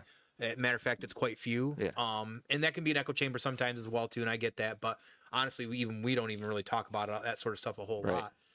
But I just had some bad experiences growing up through it as a kid and saw again the bad ways of how that influences people and words and the point of the finger thing. Yeah. You know, and it turned me completely off of it. And, you know, it just never felt like for me anyways growing up. And, and you know, it's funny because I feel like at the same time, like maybe that even though I'm an atheist or whatever it is, if you want to label it, I'm somebody who still like understands and tries to appreciate and things. And now there's going to be some stuff when people start saying stuff, I'm just like, okay, I'm ready to leave now. Yeah. I get glossy faced and I try not to. It's just because like for me, like I'm so past that. Yeah. I was 15, 16 years old. I was 14 when I had the awful experience. By the time I hit 16 was when I was like, religion's not for me in any shape or form. Right. It's just not for me. Yeah. That's fine. So like I've been through all those, that whatever it is, but what I do find different or unique is, and part of the reason I like talking about this with some people is because, you know, some people try to say like somebody like me doesn't have a moral code, and I don't believe in that at all. That's because ridiculous. I've seen people who are a certain way or certain upbringing to claim they're a certain way or this, and they have way less of a moral code than I do. There's a little thing called the Crusades that really shows right. where moral code is. Right. History's a bloody history, and it all tends to come back to some form of religious issue back and forth. Yeah. So, but that's where I stand. Like, it's not, you know, it's just never been my thing and never has been. I don't talk about it often. Typically, I don't even, you know, unless I'm asked about it. Like, sometimes folks might never even really know. Yeah. Unless I make a joke or something like that. But it's always, like I said, it's always interesting to see how people have evolved either into it, kept with it, or whatever it is. Funny, I use the word evolve, right? Yeah. That's I mean, I had an amazing pastor in the 7th and 8th grade who spoke on evolution. He's like, that could be it. We don't know. Right. He's like, we don't, you know, time is conceived, because he brings up things from the Bible. He's like, time is so different between us and God. He's like, 7 days, like, that's just, you know, it is what it is. He's like, evolution. He's like, yeah, you know, like, that could be how he did it. And we just wrote it down. You know what I mean? Because it's dudes writing it down. You know what I mean? Like, if this is the way, the process that all that happened, you know what I mean? So it's like, there's going to be some things that you don't understand. You know what I mean? Yeah, like, it's always expanding. What? What? I do feel like there's a high chance a historical actual person that was Jesus or whoever, whether you want to call it a prophet or whether you want to, whoever spreading the word of God. Like, I think there was probably somebody like that. Now, do I believe all the other stuff that was attached to it? Right. No, I definitely don't. But again, like, here I just say God, and I use the term God and Jesus because that's what I think grew up with. Yeah, I think a lot of people. And that's what I was giving. That's what I know. And there's how many different stories kind of similar to it with different names and stuff like, you know, we've all seen what Zeitgeist, you know, we all watched that documentary on YouTube, you know what I mean? We've all watched Dogma. Yeah. So I know, like, some of the people in my family who are Catholics, it's mind-boggling. Yeah. that they even still. Yeah, it's easy. It's easy to not think about it. It makes life a lot easier. And it drives me nuts because I'm somebody who thinks about those sort of things more than most. I feel like I'm very in tune to just people in general. Yeah. And maybe it was all the years of retail as well too. But I can see bullshit. Yeah. Real fast. I can see through people real fast. And it just drives me nuts because there's nothing I hate more than somebody who's talking this way and they're the exact opposite. Yeah. And whether or not that's how some people are, whether being religious or not, that's just how I sometimes feel. Yeah. But, but I appreciate you getting into that with me. Like I said, like I had really close friends that gone through again the parochial school thing as well too, and Drassen is one of them as well. I watched him evolve in live time, honestly, and really in the last a little bit over a decade or within the last decade, and I think he's still kind of growing as well too. He's laughing now, but it was really interesting to see him go to that. Now he's definitely somebody who still has his beliefs as well too, and like I said, like definitely. If anything, it can prove that there's not all atheists are Bible burning atheists, right? Now depending on the day you catch me, who knows? But at the same time, it depends on the way they come at you, though. You know what I mean? Like, if you want to burn them down and they come at you with that attitude, burn them down. Yeah. So, but I do think it's funny because you can still bridge the gap. I do take, and that's a bigger discussion, a bigger thing when you get talking about like how some religious stuff has gotten out of hand in these days, whether it's the nationalism thing and all that stuff, but that's a whole other topic. So well, hey, I appreciate that though. Either way, we're gonna take just a quick break here. I've got a dog that probably got to go to the bathroom. I may have to go to the bathroom. Me too. You do, and I need a beer. Yes, and you ready for a beer? I'm ready for a beer after that talk. Yeah, that's true. And we're gonna switch into our last topic and kind of bring it home. So just give us a couple minutes here. I'm gonna put up the BRB screen and we'll be right back. Sit tight. Back with Josh in a moment. See.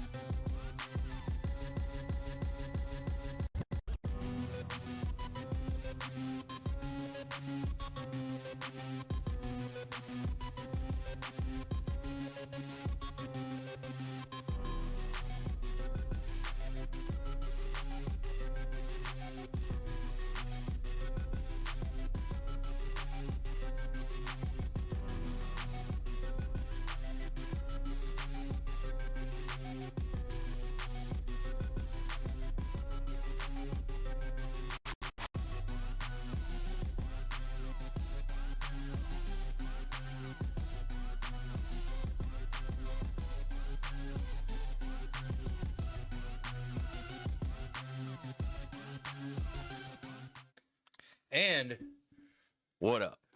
you have Whopper farts already. Yeah, I'm expunging the sin from my body right damn.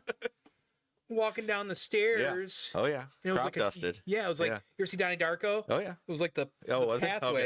Okay. I was more like the drunk dad from Independence Day. That's how I felt. Flying that crop Jesus. duster plane. God, that's funny. That's okay. That's a pretty good reference too. Yeah, you're welcome. Hiya, boys.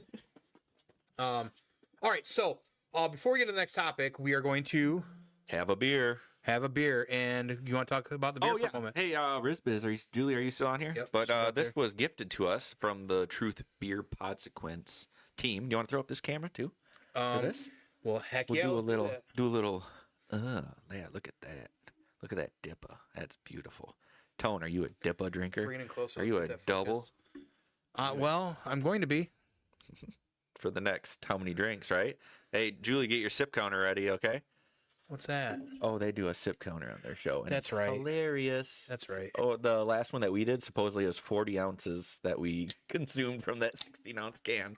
I was laughing when she was talking about it. It was really funny. Oh, God damn it.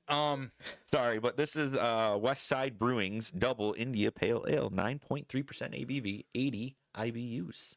Now, Julie, if I'm correct, did your boyfriend brew this beer?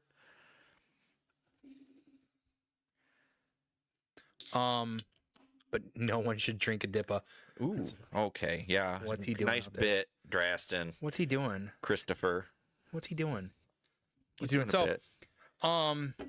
he just loves it. It's his favorite beer in the world. Okay, fair Okay, enough. awesome. Yeah, cool. First thing before we pour, I want to bring this up for a moment. Yeah, let's talk about it. You heard what he said. Did you? No, not at the not the chat. Maddie Cake. So Maddie Cakes was Maddie on Cake. last episode of Let's Set the Tone. Calling me out. And well, not you specifically, No, I but I brought it up. Yeah. Because I've been curious. Because I've been like, you're telling me hard pour. I'm like, fuck it, whatever. Yeah. And he then even said, he's like, yeah, but you're almost kind of ruining some of the flavor. Yeah, and he did a really good job of explaining it as how there's meant to be carbonation throughout the entire drink. And when you pour it like that, you lose some of that carbonation at the bottom of your drink.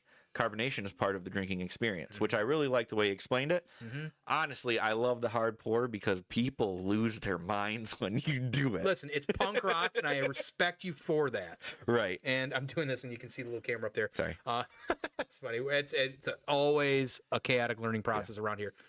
But the way he explained it also got me thinking too, because then he was like, "Well, think about how Oracle pours it, Right. Yeah. right from the teat, right? Right, And yeah. it's I know. and it's a 45-degree angle, and then you get about halfway through, and then you tip it up and finish it like that.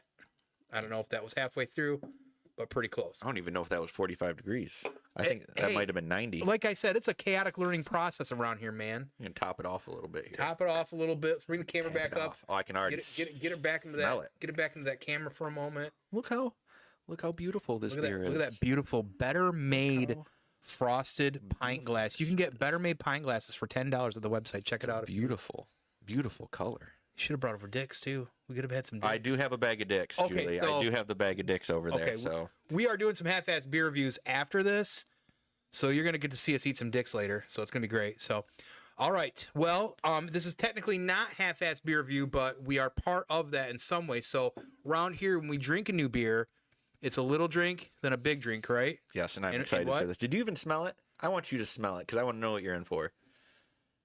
I expected more What do you think? More what?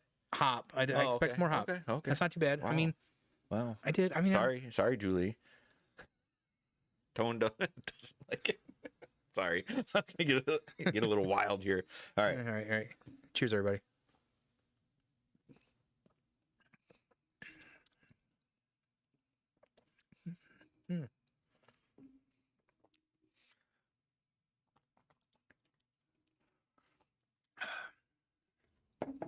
There's actually kind of a sweetness in that. That's pretty fucking good. Now, I mean, Wow. as a guy who's still That- adjusting to IPAs, We should have brought a hop slam here too. Because oof, this is reminiscent of it. Not like 100%, but the aftertaste, like that taste sitting on me. it's from not as dry as it could be. right. It's definitely very hoppy. I'm getting it now. I don't know if it's maybe a orange, just like a citrusy a little bit.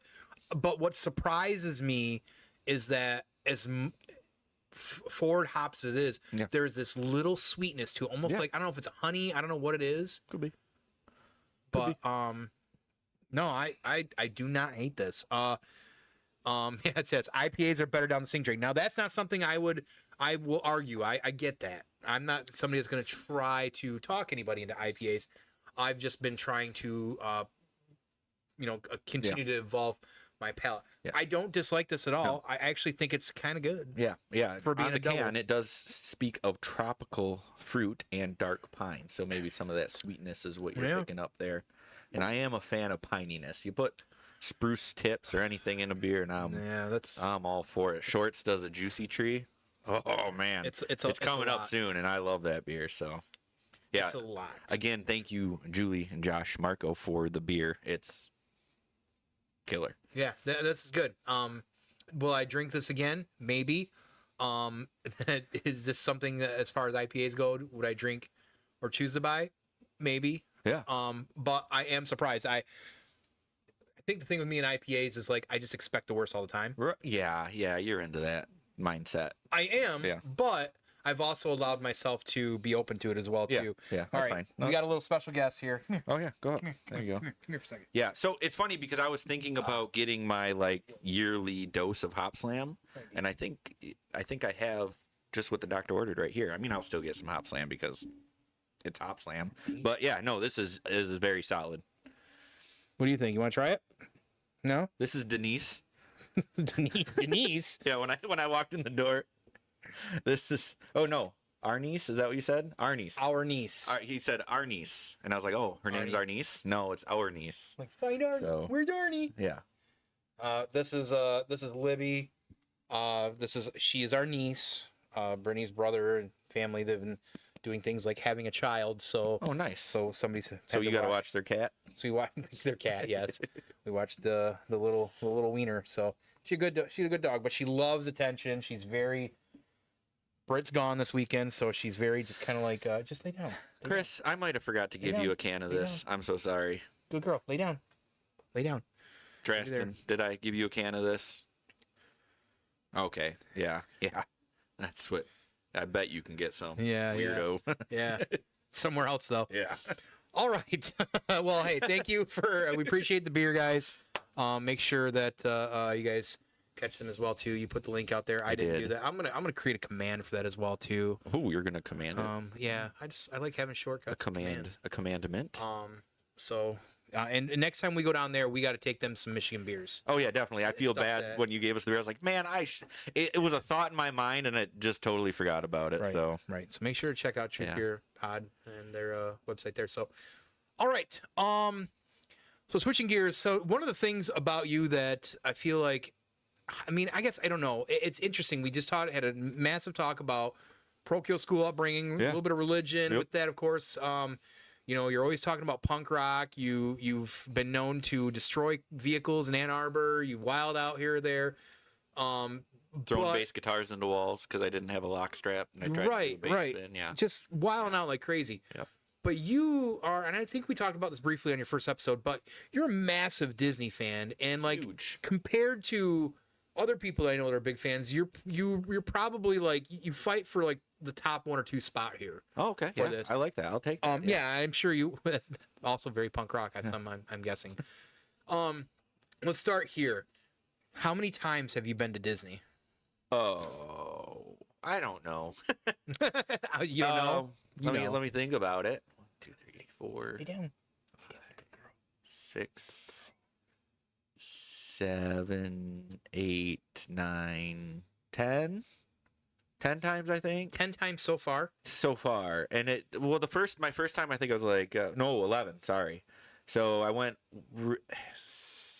very young with my grandparents, and then I went again when my brother was little with my parents, my mom and my stepdad, and then I went 3 times, my 20s somewhere with an ex, and then with my family, I've been a bunch. Really? Okay. Oh yeah, and it's I'll do a family trip. And then I'll do with me and one of the kids. Right. And then a family trip, me and one of the kids. And then me and my wife. And then a family trip, Who? my wife. Thank you. Yeah, you're welcome.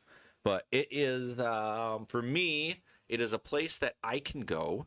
And when I walk, well, it's not even when I walk into the park, I get off the airplane and you see the store, you see the stuff. There's just stuff there that's kind of like hinting at it. Then you get on this bus. And as soon as you're on property, you don't think about anything else. And it's the greatest feeling in the world. No stress, none of that stuff.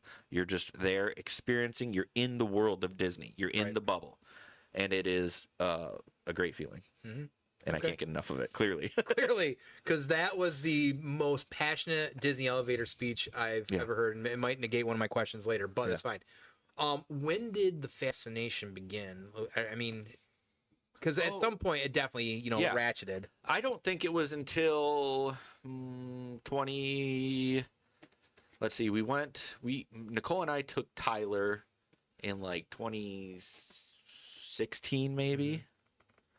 So he was pretty young. We took a trip. We were going down to see her grandma in Tennessee, and I was like, well, might as well just drive the rest of the way and go to Disney. And so we did like a very short, very packed, stressful Disney trip. And I kind of liked it then, but it was just so short-lived. And then I found a few vloggers like earlier on that they did the Disney thing, and I just started watching, and I was like, oh, that's how I have to do it. And I figured it out the next time we went, and I was hooked. You know what I mean? It's just, I don't know. It's Yeah. Yeah. Yeah. Now you're okay. Yeah. So, because I was going to ask if that had been, started early as a child. So it sounds like you went one or two, how many times as a kid? Twice as a kid. Twice as a kid. Yep. Okay. Do you think, and just based off of even our last conversation as well too, because Disney for the most part is pretty wholesome. Yeah. Things of that nature. Do you think that might also kind of stem from the religious upbringing, or do you think those two are like mutually separate there? I think there's a nostalgia feeling for going with my grandparents the first time, because my mom and my dad got divorced when I was very young, and my mom was going to school and working at like Kroger in the deli, or at like Pat's in the deli kind of thing. Respectable. Yep. And so I spent all my time with my grandparents. I used to watch wrestling and wrestle with my grandma on the floor in the living room. Damn. Yeah. She was the great Muda. Yeah, my grandpa taught me baseball, respect, all that stuff. Like, they're basically parents. Like, you know what I mean? Same experience. Yeah. I'm familiar. And so getting to go there with them and experiencing the stuff. I rode. Did we talk? I don't know if we talked about Big Thunder Mountain on the last Let's Set the Tone. Was that something that got brought up? But it did get brought up. Yeah, that was one thing, and it's just getting to experience. You were crying about it. Yeah, I was really scared of it when we were about to get in line, and even on the ride, I was yelling.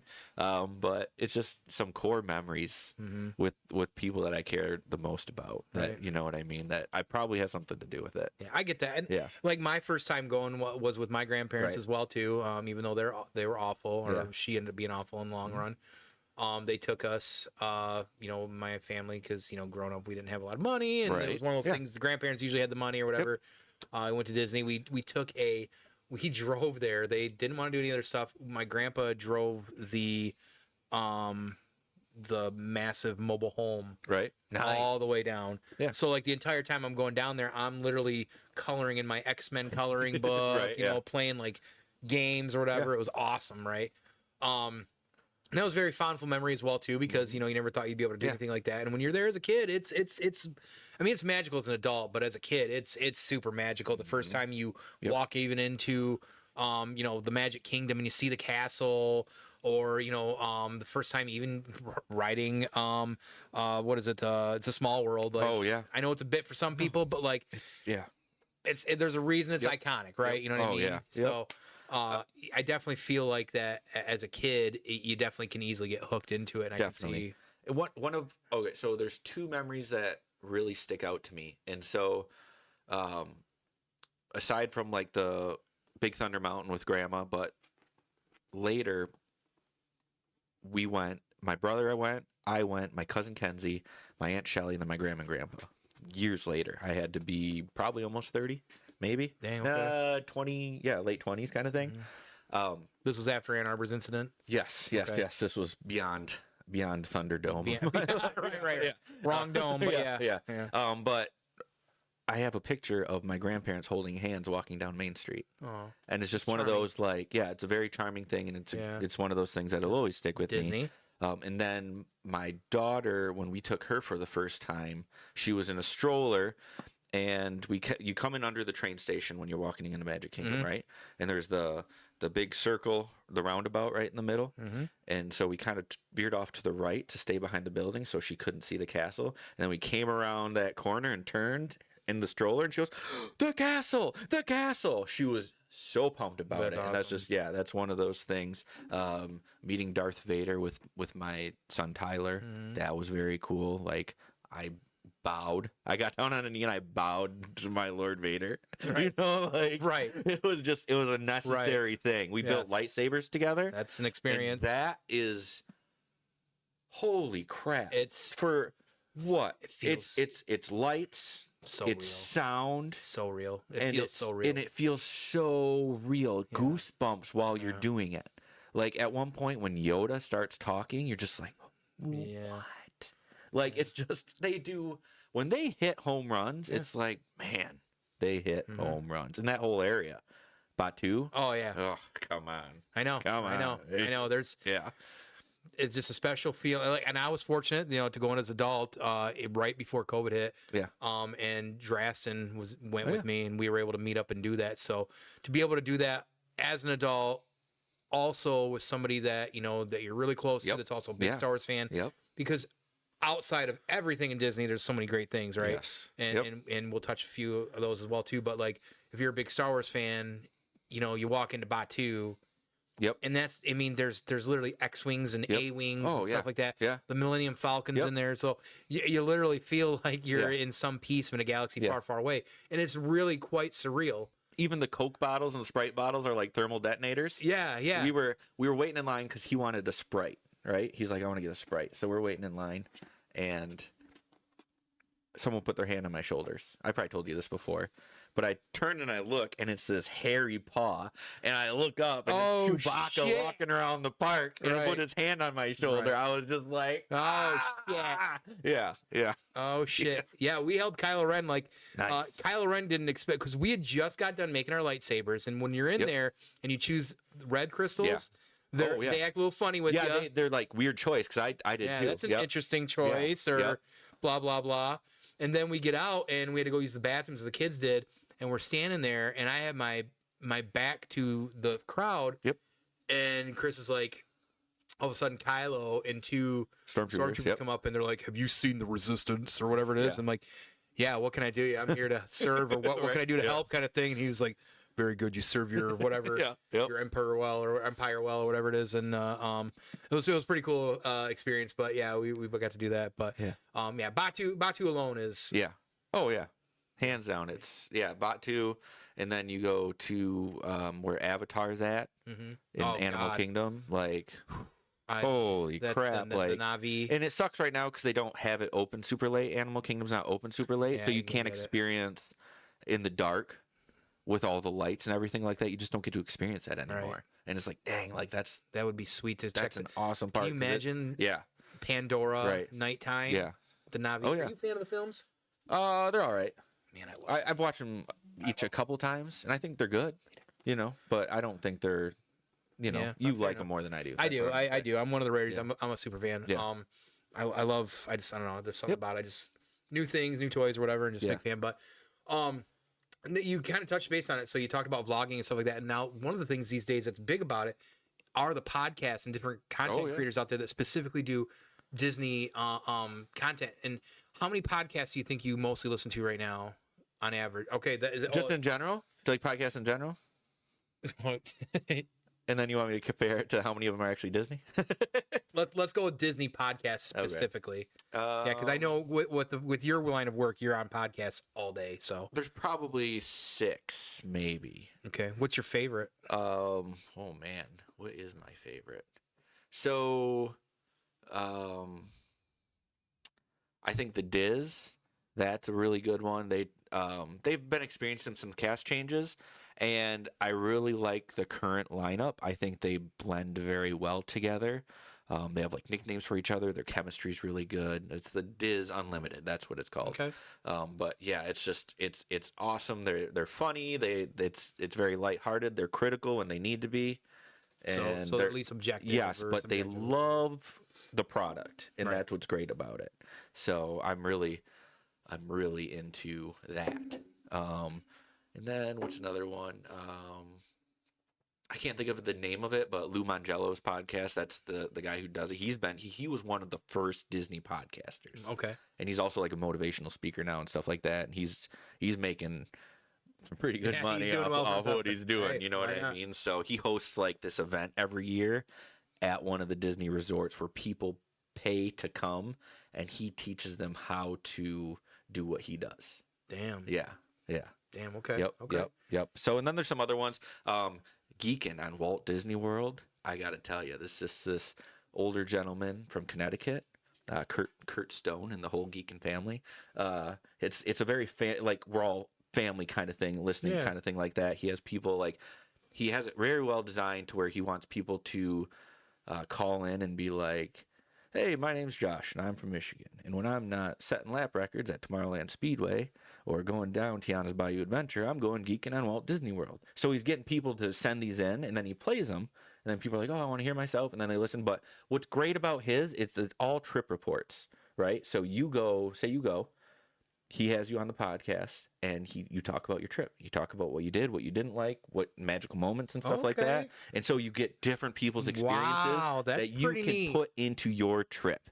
That's neat. What's cool about it. Okay. Yeah, that's what I really like. And everyone loves it. You know what I mean? Yeah, it's like, I can see that. I can see that because it's almost like you're literally a part of the content. Yeah. You can literally be a part of it or whatever as well too. So now that you listen to all these things constantly, are you at the same time then like making a mental note of what you're going to do or how you're going to plan your next trip there as well? Definitely. When something stands out to me, if it's because a lot of it, not a lot of it, but there's stuff that I've done, you know what I mean? Yeah. And there's stuff that I know I want to do that again. Sure. But then I hear people talk about doing things a certain way, and I'm like, oh, we're doing that next time. You know what I mean? So, yeah, definitely. It's definitely a great planning tool. Cool. Okay. Yeah. I know you've shared a couple with us, and I've been terrible at getting to them. I think now that we're getting into the home stretch. You almost got your dining reservation. Right, which I'm going to beg you to come over and help us out with that as well, too. And then any other fine tuning we need to do, because correct me if I'm wrong, there's a new Fast Pass thing going on. Yeah. And now what's the pulse still on that? You said it sounded like people weren't excited. You weren't sure if you're going to be excited or so they've been trying to figure this out for the longest time because it was fine in 2020, early before COVID. Well, it was free for the longest time. You just had to fight for it. You just had to. Well, originally it was paper, right? Okay. And here's what's it's. They've always been kind of ahead of the game on it, but like they're trying to cut down on line time. So you go and you get your return pass. You hit a button and it spits out a return pass, or you got to put your ticket in and show that you're like a guest, and then it spits out a return time for Splash Mountain. So hey, come back in 2 hours and you can get right in line. You don't have to wait in the 40-minute line. Sure. You can get right on. Right. Well, they changed that digitally with their app. So then, like 90 days before your trip, you would just put it in on your phone. You'd have to log in at like 7 a.m. and you'd have to pick out the 3 Fast Pass rides you want. You get to the park, you ride those 3 rides, and then you can start picking more after each ride. Okay. Right? So you can pick out the big ones. You can kind of plan it. You could kind of plan it in a loop. Right? So if you want to, I would always kind of stretch it out, right? So I knew that, say you're going into Magical Kingdom. You get there at rope drop. So you get there as soon as the park opens. The first ride you ride is Jungle Cruise. Because if you don't, that ride's going to be way long, that ride time. Yeah, and you never get to see the rock at that point. And then right after that, that's true. And then right after that, you can get on Pirates of the Caribbean. You might wait 20 minutes, but that's a good wait time for that ride. Right? Now you have your first Fast Pass at Splash Mountain, because that's one of the first ones that people go to. That line gets really long really quick. Right? Okay. And then you hit up Big Thunder Mountain after that. You might wait 30 minutes, but that's you won't hit it up. What I mean? Oh, I will. Then you have your next one, your next Fast Pass at Haunted Mansion, right? Because that's another big one. That is a huge one. You can get on Splash Mountain, no problem. Peter Pan at the time was a little bit easier to get on. Now you're going to wait 2 hours if you don't have a Fast Pass. So if you're going, get a Fast Pass for Peter Pan's flight. And gnarly. You can kind of and then you can kind of just rope it right around. Space Mountain was another big one. But now they have Tron Light Cycle, so that's, that's a pretty big ticket too. So, but now they switched it to kind of, it was you pay to get the Genie Plus service. They switched it to that. And then they had individual lightning lanes. So if you wanted to get on Tron, you could pay to get on it for sure. and it's like it's seen as a big money grab, right? It's kind of like micro transactions on video games. It's kind of what Disney's doing in their parks. But now they have it to where you can do it like a few days in advance. It's called the Fast Pass Plus. I don't know what it's called now because they've changed it so many darn times, but it's confusing. But now they have even a step further, which is a premium version, which say you go to Magic Kingdom and you want to get the premium one, you each pay another like $200, $300, $400, and you just walk on to any Lightning Lane ride one time. But you're already paying how much for a park ticket? Right. So the question I have, yes, can I pay a lump sum and get fast lanes in any park or just one park? It'll just be for one park. You can't take it to other parks. Fuck. So the next day when you go to the other park, you got to pay again. Oh, and I feel like of all of those, Magic Kingdom is probably the best one because they're so compacted. Right. It's going to have the most lightning. That's the one. I wouldn't think about doing that one in any other park except the Magic Kingdom. Now, that might, I have to think about it more, but the more I think about it, that one might actually be worth it. Well, that's what I want to talk about when it gets time for us to start doing the food planning thing, because I'm already thinking in my head, like, I've been saving some money on the side. Yeah. I'm like, my goal is to, you know, at some point make sure I'm utilizing this new thing properly as well too. So here's where I'm going to tell you not to. Yeah. Okay.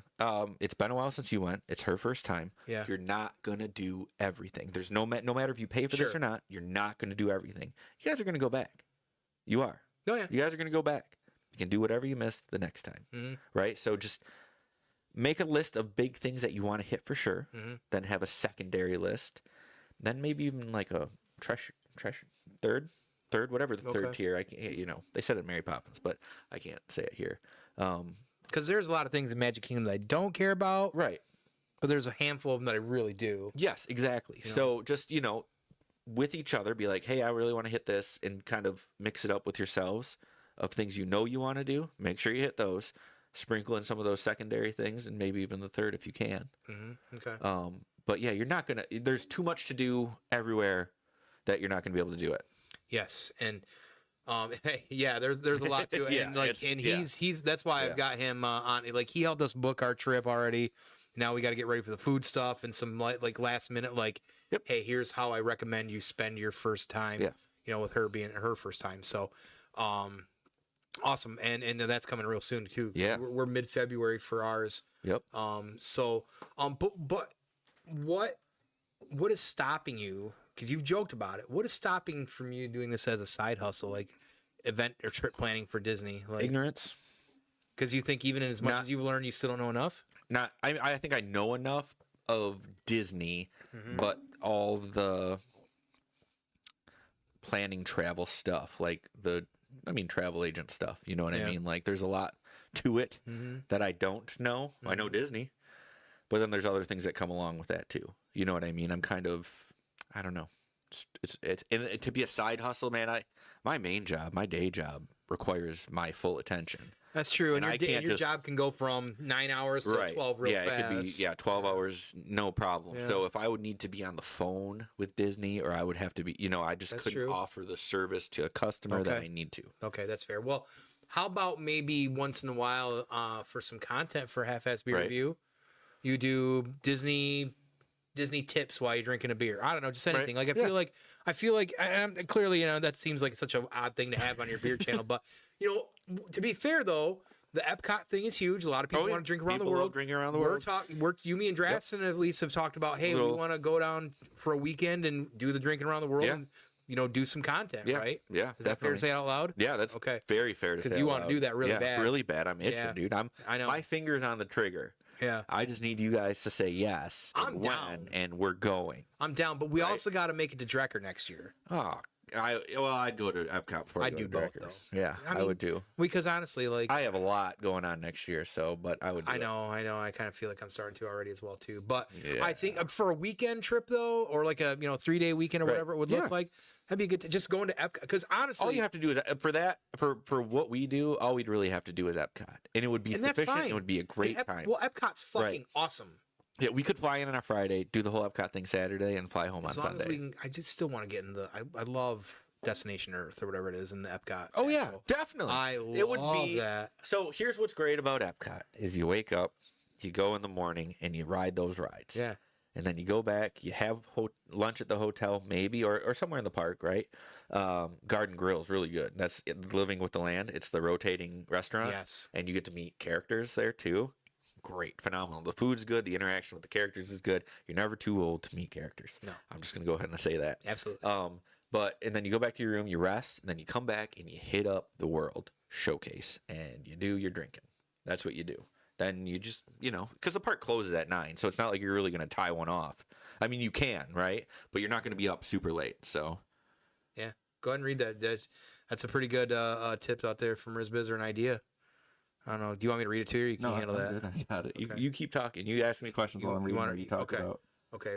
Riz just got a good idea out there for Half-Ass to do for his content. You want me to read that out loud? I know you struggle with that part. No. So. Yeah, read it out loud. That's in your pirate voice. That's please. a good. No. She likes that. She does. Yeah. I didn't see the. Did I miss the comment? Yeah. No. You missed the podcast that I listened to. Oh yeah, today. yeah. I've been. Did it come out today? Yeah. Okay. Yeah. Yeah. I'm behind on a lot of content right now. That's true. I like that idea. Thank you. Yeah. Thank you, Riz. I can tell you when I used to stream games and would do that playing. What game was that? Sea of Thieves and play and like do that for 2 or 3, 4 hours. That was a lot talking in pirate. And I was very out of practice, but thank you for appreciating that. But that's a great idea, and I definitely think that's something that you could think about adding into your content for fun as well too, because you're especially with the way your content is, because it's such micro, fast, and that would be something easy to just add more to your repertoire, or even like some shorts as well too. So, Sea of Thieves back in the day was actually a good time, even though I had no idea what the fuck's going on in that game ever. So what do you tell somebody who wants to go and are hesitant about it outside of money? And I understand that money does not grow on trees, clearly. So that's a fair, won't even debate that. But how do you convince people if they're able to and they're not sure what to pull the trigger? Like, what do you do? Like, how do you push them over the edge? I mean, your elevator pitch at the beginning, clearly, if anything, is a good reason to do that. But like, that's just it, man. It's truly magical. And you go there, and it's not only just this you're not sucked into the environment. Right. You are. But everybody that works there is in on it, and they all buy in. Yeah. You know what I mean? Because if you don't buy in, guess what? You're not going to last. You're not going to make it. Don't be the person at Disney that's grumpy either. So you might not experience it firsthand, right? But you're going to see that magic happen for kids in the park or people in the park, and it's just, you know what I mean? You're just like, holy crap. It's like when I took my stepson, we were waiting in line to meet Launchpad McQuack, which was really cool. Right? And that's a harder character to find, isn't it? Oh, it is. Yeah. Because that's one of my favorites of the Disney pantheon. And I just remember we're kind of waiting in line, and a cast member comes up, and she's got what is it? A wooden leg. No, when you get the hook. When you're a child with cancer and you have Make-A-Wish. Okay. With a Make-A-Wish kid. Okay. And they're like, hey, we got this Make-A-Wish kid, and we're hoping that we can get them in to meet Launchpad right now. Absolutely. And go for it. Mm-hmm. And that kid was thrilled. Mm-hmm. Just the look on, you know what I mean? And like, I look down and Tyler's smiling about the whole experience, and it's a really good interaction. It's good to see. And it's just like, man, like you feel their magic. Right. And you get to experience that too, though. You know what I mean? Like that Chewbacca thing. Like, holy crap. Like Chewbacca touched me. The real Chewbacca in my mind. Right. Put his hand on my shoulder. And that's how they do it. They get you to believe that stuff. Like, it's one of those things where you just feel like it. Yeah, I think it's some people forget, I think, that the good times in your past, whether it's a nostalgia bite or whatever it is, everybody's got a Disney experience in some small fall. I think most everybody, right? Yep. And sometimes you may not know it, that it's laying there dormant. Yeah. But when you're at a place like Disney, right, and you're an adult in your 30s or 40s, and you're like, my job sucks, or maybe you've got a kid with you, whatever it is, it doesn't take much there to turn you into a kid again. Yep. And then all of a sudden you're like, man, I can't wait to get to this ride, or I can't wait to see, whatever it is. It's just definitely, it's just a bug that gets in you there. Right. Yep. And it really is. Like, when they say it's the happiest place on earth, or how magical it is. Like it's listen, 4 years ago and ever since, almost 5. Yeah. And I can't stop thinking Right. about it Yeah. ever since. Yep. Ever since. Yeah. And it doesn't have to be ultra expensive. People look at it and they see the money. You can work at it to make it not as expensive. Right. But you really have to be willing to sacrifice certain things, like your Like food, eating. food and stuff like that. Like you can take your own paying food your in. bills. You can take your own food into the park. Yeah. But do you want to do that, or because some of the food there, that's part of the experience now. That's one of the really next gotten out of pieces I was control. going to bring out. Right? Was the food is. Yeah. Yeah. It's part of the experience. It's part of the experience, and it's part of the reasons that you want to go certain places. I sent you something yesterday. Yes. About blue ribbon corn dog. Today. Yeah, today. There's a place at Disney Boardwalk. So Disney Boardwalk is a group of hotels. There's the Boardwalk Hotel, there's the Yacht Club, and the Beach Club. Right. And they're sit outside of Epcot. It's literally, you get out and you walk maybe 5 to 10 minutes and you're in Epcot. Right. That's these hotels. A little on the pricey side, but it's a benefit of getting to walk into Epcot. That's Right what there. you know what I mean? And they're really nice hotels. Yeah. And so they have this boardwalk area, and they have a new stand called Blue Ribbon Corn Dogs.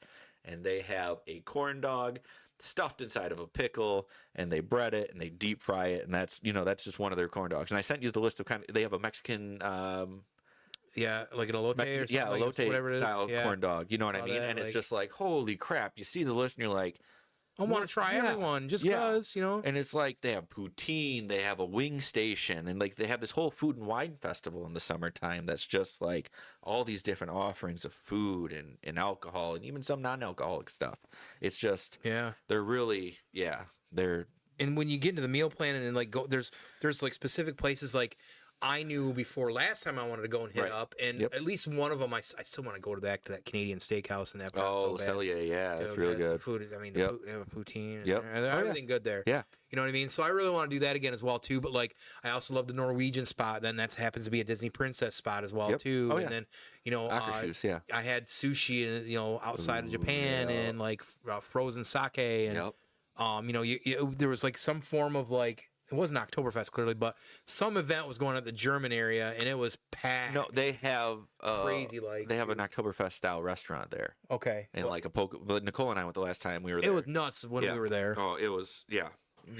I mean, it was beer leaking on the street, or maybe Yep. it was pee. I don't know. They have a really good dunkel. They have a Yeah. they have Schafferhofer, which I love that grapefruit radler. It's something phenomenal. So. I see. I'm gonna have to make sure that when we're there, at least even if it's not this time, even if it's when we do in the beer around the Yep. world, we'll probably get a different experience, being able to experience the beer and the food and stuff like that. But we didn't stop at Germany last time because it was busy, and this time Oh, yeah. I really I have to getcha. make a point to do it because I just wanted a pretzel. Yeah. Which one of the things about me and Disney is I always just want a pretzel. Yeah. Or a churro. Yeah. Which are to me like two of the biggest Now, attractions. when it that's comes to food. controversial because to people that go to both coasts, Yeah. Disney World's churros are trash.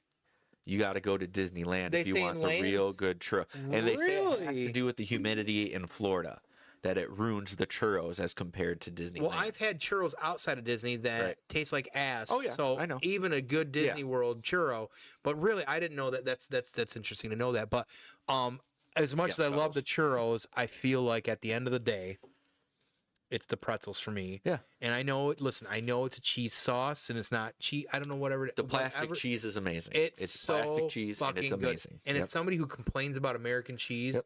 this cheese sauce you get with the pretzels there. And by the way, the pretzel's shaped like Mickey's head, Yes, it's a Mickey pretzel. and it means all the world of difference. It tastes so much better. It's way better. And that's my snack 2 times a day at least. So like, are you hungry? Yeah, I just want a pretzel. That's all I want. When when Tyler and I went, when my son and I went, he couldn't function properly without a Mickey pretzel. That's Yeah. what he was eating for breakfast, and it just made his day. And I got the cheese with it every time. He didn't want the cheese. I ate the cheese by itself because that cheese is so good. Right. Yeah. Put a fucking straw in that shit as well too. We got some great comments out here in the live chat. King Cuddles did say he loaded up Disney Plus today. That counts. I think that does count. Yes. And one and only the love of my life, Cappadocian, says that when I visit Disney, I go full Donald Duck, all shirt, no pants, and he is darn right on that. I think one that's a as well, Simple too. Plan album, isn't it? I'm just kidding. I don't know. I'm not perfect. Damn. Sorry, I'm just kidding. So what do you feel like if somebody if you're giving tips out, Yeah. like point blank, what are a couple of best tips you can say? Hey, I can't come to your house because I work during the day and have a family, but here's Josh's 2 tips for you, or 2 or 3 tips when you're booking. What are some things to kind of really think about? Ooh. First, I would turn them on to the podcast, the Geeking on Walt Disney World podcast. Like, you got to listen to this. Okay. Right? This will give you, and there's pretty good details about things that they like, why they liked it, and why they didn't like it, kind of thing. And then I would be like, what do you want to go for? You got to figure out what you want to go for. Figure that out. Turn into like a treasure map and plan it out. Right. Okay. Right. And then look at all the things in between that you think you could hit while you're doing it. Okay. You know what I mean? And always have a plan, right? But don't be afraid to break from it. That's tough. That is. That can be tough. But hey, that's why I say you need like a few primary things.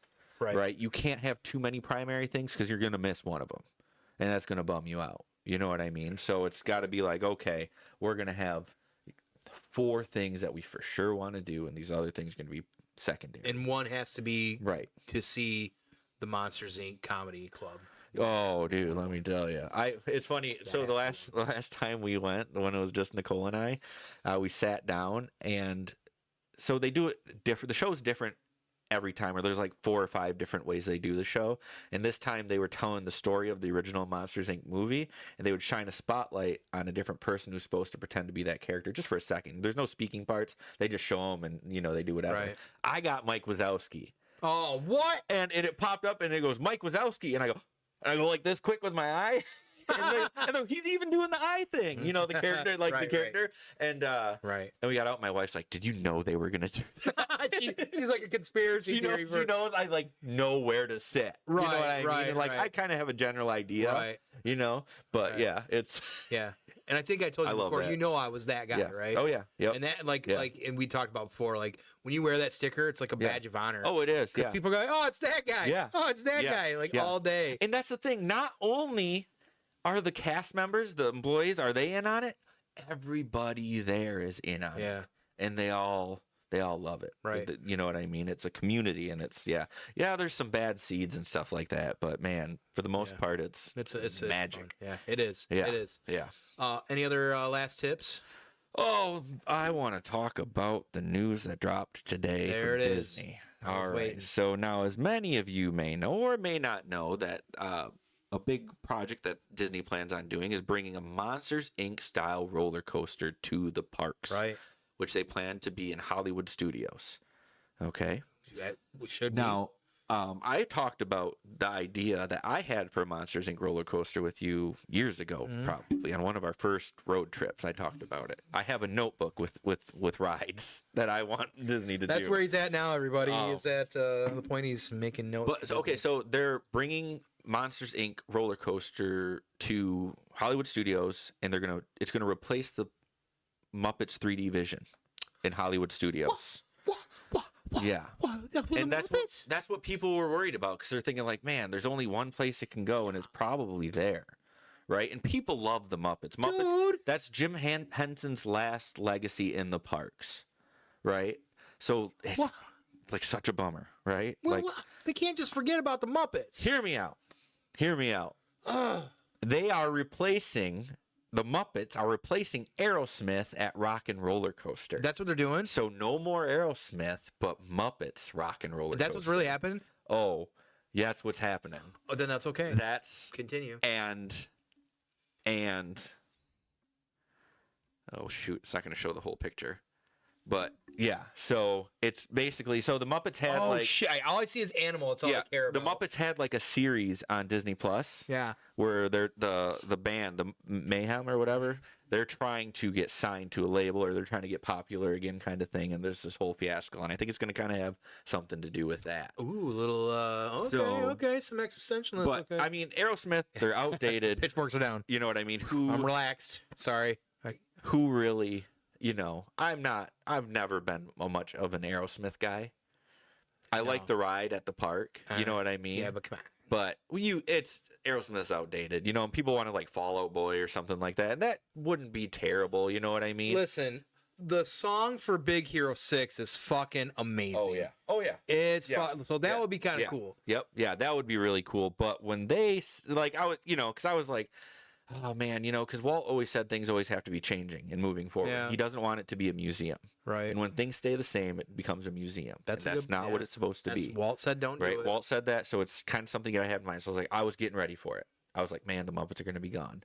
And then when I saw that they're going to be on Rock and Roller Coaster, oh, I got pumped. I got real pumped. Fucking exciting. So yeah, that's real big news. But the last thing I have to say about Disney, right? If you even think that you want to do it, go do it. Go do it. And if you're on here and you want to reach out and send me a message and ask anything, I'm more than happy to respond and talk about it. I will talk your ear off about it, actually. But you will get some good tips, some good advice, and you will have a good time at the park if you do. Mm-hmm. And like I said, go in just wanting to have a good time, take it all in, lose yourself there, and don't overdo it. Just find the few things you want to do, experience everything else that you can, and just have a really good time with it. Perfect. That's great, and that's just a tip with Josh. Yeah, just the tip. What's just a couple more to bring it home here. Yeah. What is a pro tip or a secret tip that you highly recommend that maybe not a lot of people know? That because you're talking like just general big tips for booking, but like, what is there something you're like you have to do this at least, or you have to eat here, or you have to try this, like something like, or maybe even if it's more like lesser known than that, even too. Find a Disney travel agent. That's something that you can do. I'm kind of acting as yours, right? But find them because they will do the things for you. Like what I'm going to do for you, they will do for you. And if anything, like when you want help planning certain things, like basically what I'm doing to you, that's what they do for you, and they do it all for free. Because Disney pays them to do it. Oh, they're the experts on it. Disney pays them to do it. Traveling tiaras. That's the one that I use. Are the traveling tiaras. Okay. So that's a good traveling tiaras. Yep. So okay, and I do know. Like, listen, I know you're pretty busy. I do want to say this. Another good friend, 3 houses down from me, worked at Disney for a better part of a decade. Is also somebody who can help travel plan. She may have done that actually for a while as well too. So, I clearly have a couple of resources as well. I've just recently leaned into you because I see you all the time. Yep. And even though you're busy as fuck. But point is like you can reach out to me. I can get you hooked up with Josh, and if he can't, if he's busy, I got somebody for backup as well too. So, last two. So okay, what's your favorite park? Holy crap, dude. Point blank. Right now, I'm going to have to say Epcot. Yeah. Okay, it has the best ride in the whole world with Guardians of the Galaxy. That's a phenomenal ride. Everybody says right? That, right? It has some of the best food in the park. Yeah. It has one of the best nighttime shows you can go see. Yes, it does. The icon of the park, Spaceship Earth, is incredible. Dude. Like it's just people call it the golf ball, but it lights up. You see it from everywhere. Laser light shows sometimes. Oh yeah, and just like the one of my favorite rides, the best ride in the world is Guardians of the Galaxy Cosmic Rewind. Right. My favorite is Living with the Land, which is just a dark ride in a boat where you learn how we conserve on the planet, and then after the learning part, you go into like this big old greenhouse where Disney grows all this stuff. They're doing this cool stuff. They're growing shit upside down. You know what I mean? They're just doing all sorts of cool stuff. Cool. And man, I love that ride. The last time when Nicole and I went, we had park hopper tickets, right? So we were supposed to have a Magic Kingdom day. I was like, well, we woke up and I was like, well, how about we get breakfast in Epcot? And she's like, okay, because Garden Grill had some reservations. Oh, nice. So I booked the reservations there, and their breakfast is phenomenal. Holy crap. They have steak, like strips, and it's got like some kind of like sauce that goes on it, and it's fantastic. I had about 3 servings because it's all you can eat. So they'll bring out more of just whatever you want after the initial dish. Yeah, and this is the one that rotates, right? Yeah. And so I was like, oh, we still got time before our reservation. Let's go ride Living with the Land. And she's like, okay, cool. So we went downstairs. We rode Living with the Land. We came up, we ate. The next day we had our Epcot day. and we rode Soren first. That's what we did first in the park. I love Soren. I don't care who you are. And we got out of Soren. I go, okay, well, now we got to go ride Living with the Land. She goes, we just rode it yesterday. I go, I know. That's funny. It's such a simple ride, but it encompasses what Walt Disney was and what he loved about Innovation? parks. Yes, innovation and having something not only for kids but for adults. Mm-hmm. That's what Disney is for, not just for kids. Oh, if you want to look at it from the outside, say, "Oh, it's just for kids," that's all you have to see. But it's not. It's made for kids and adults to have a good time together. Mm-hmm. Yeah. So that's Epcot. Awesome. Yeah. Awesome. And that's a tough one for me because I feel like I bounce between Epcot and Hollywood Studios all Right. the time. Yeah, I get you. I do. I think when Hollywood Studios' overhaul is complete, like when they get Monsters Inc. in there, it's going to be a tougher battle for me. Yeah. Because man, that Monsters Inc. Man. What's up? man, Right. Batu and you have Toy Story Land there, and now you have Monsters Inc. Like that's Dude, that's incredible. Tower of Terror. Yeah. Bro. Oh my goodness, Tower of And Terror. Star Tours. Such a good And Star the Tours. Indiana Jones. Yeah, prison- stunt spectacular. Dude. Yeah. Yep. Come on. Yeah, Hollywood there's so many Studios, good bro. things about that. Yeah. The food's good there too. They have the sci-fi dine-in theater, which you sit in like old school cars, and they have like cheesy horror movies playing on the screen up there that you can watch. That's really cool. Or the what's the place in Batu with the Ronto wraps and shit. Oh yeah, that's just like a stand. It's like a food stand. stand. It's like Those Ronto wraps are real fucking good. awesome. That Yeah. place is only open till 3. Yeah. Right. So if you can't remember get there, that. then go to Docking Bay, I and you love can docking. order it there. Okay. Yep, but only after 3 can you order it there. See, look at this shit. Yeah, Look at this shit. Another tip for you. Disney We didn't even nerd, ask about it. right? Last thing about Disney. Stitch is your favorite character. Yeah, I think it goes back and forth. Like, I think there might be 3 that kind of. What are the You know 3? what I mean? It's going to be Stitch. It's going to be Sully from Monsters Inc. Okay. And it's going to be Goofy.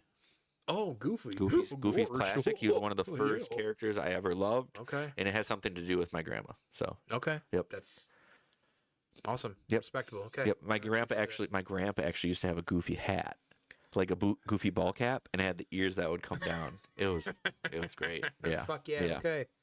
Fuck yeah. I'm jealous right now that you got to meet Launchpad McQuack. Oh, it's Because Jesus fuck. Listen, yeah. It was. Oh my goodness! God and damn. the character interactions are phenomenal because they play the parts. Like not this Halloween, but the year before that, my daughter and I were in the parks, and we went to the Halloween party at Magic Kingdom. And the first thing we did was meet Jack Skellington and Sally. That's fucking cool. My daughter had her Sally dress on, and I had my Jack Skellington shirt on. And they came up, and Jack talked about how we had the same tailor, and Sally loved my daughter's dress, and like they flocked to her, and they made her feel so special. It's just, dude, come on. Come on. Go to Disney. God, Go damn. to Disney. Yeah. I'm gonna start crying. Look at their, I know, right?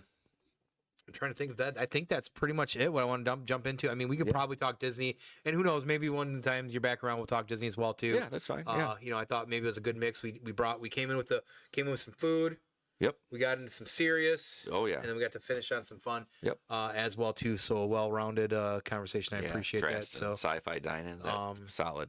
man, yeah, and like I said, I'm 2.5 months away, and I'm excited because I'm excited just as much because it'll be her first time going. Yeah. You As get an to adult, see her I experience get to of it. Yeah. I get to like She's going to love it. Yeah, she's gonna love it. Fall And in love with it. She wears her heart on her sleeve, so I know she's gonna be emotional and stuff like that, and I'm gonna be excited to see that play out as well too. So, and again, because we're so close and we're such peas in a pod. Yep. Like it's gonna be fun to like experience that with somebody like that as well too. So I think it's gonna be magical. It's gonna be. It's Matter magic. of fact, it's gonna be magic. Pure magic. That's what it is. It sure is. So, well, to kind of close out, we kind of already talked about the big one. We talked about the 45-degree angle pour. That happened just naturally, so I'm glad that was able to kind of play out as it did. But other than that, the usual housekeeping notes. Make sure that you are checking out Seven Dungeons every Monday night, 7 p.m. For all that great D&D goodness. If you haven't had a chance to stop in, check them out. You can find their link tree right on their Twitch as well too, because most definitely you can get caught up with his content for the Shadow Spark Chronicles. And then, as always, we say, Half-Ass Beer Review, more than anybody that we know, is putting out content nonstop for a guy that works all the time, putting out good stuff. But today is special. the Third Eye Brewing Company sit down with Tom and Bonnie popped out today. It was a big task to edit, a lot of content. Yeah. Oh, man. Thankfully, yours truly was there to be able to help lead these guys through the dark and into the light with, conversations. So you're welcome for that. Of course, check that out if you can. Make sure to comment. I might not get it tonight, but I'm going to share it on the B&B socials as well too. It was really special to do that, so we appreciate that. And normally when it comes to live stuff here, we don't usually intend for live audience while we're talking here and Let's Set the Tone, but we appreciate you guys out there anyways. Some great comments, some added levity, and some good perspectives. So I really appreciate that. Everybody, it was good seeing you, Julia, as well too. Cuddles, 7 Dungeons, of course. Saw Blanco, Josie, even Dude was able to pop in as well too. Everybody's busy these days, so that little bit is much appreciated as well too. So as far as B&B content for the next couple weeks, we got Thanksgiving coming up. We're not doing a show this coming Wednesday. I do know we need to see Gladiator. Cobra Kai dropped, Arcane dropped. I'm trying to get through those. So the Wednesday after Thanksgiving should be the next show. And as far as Let's Set the Tone, clearly next weekend is probably not going to be anything during the holiday weekend. Who knows? Maybe I'll get out a World According to Tone, something out of that side of the content as well too. But just kind of stay tuned to socials as well too. So, we appreciate y'all again. Thank you for being here. Thank you once again, one of my good pals, Josh, Half-Ass Beer Review. Josh, we're gonna wrap this up, and then we're gonna set up. Drink some beer and eat some dicks. We're going to drink some beer, eat some dicks on Half-Ass Beer Review. So be on the lookout for that content in the next couple weeks as well, too. So that'll do it for us tonight. Appreciate you guys. Hope you have a great weekend. If I don't see you, have an awesome holiday weekend. Happy Thanksgiving to you. And we'll see you real soon. Peace.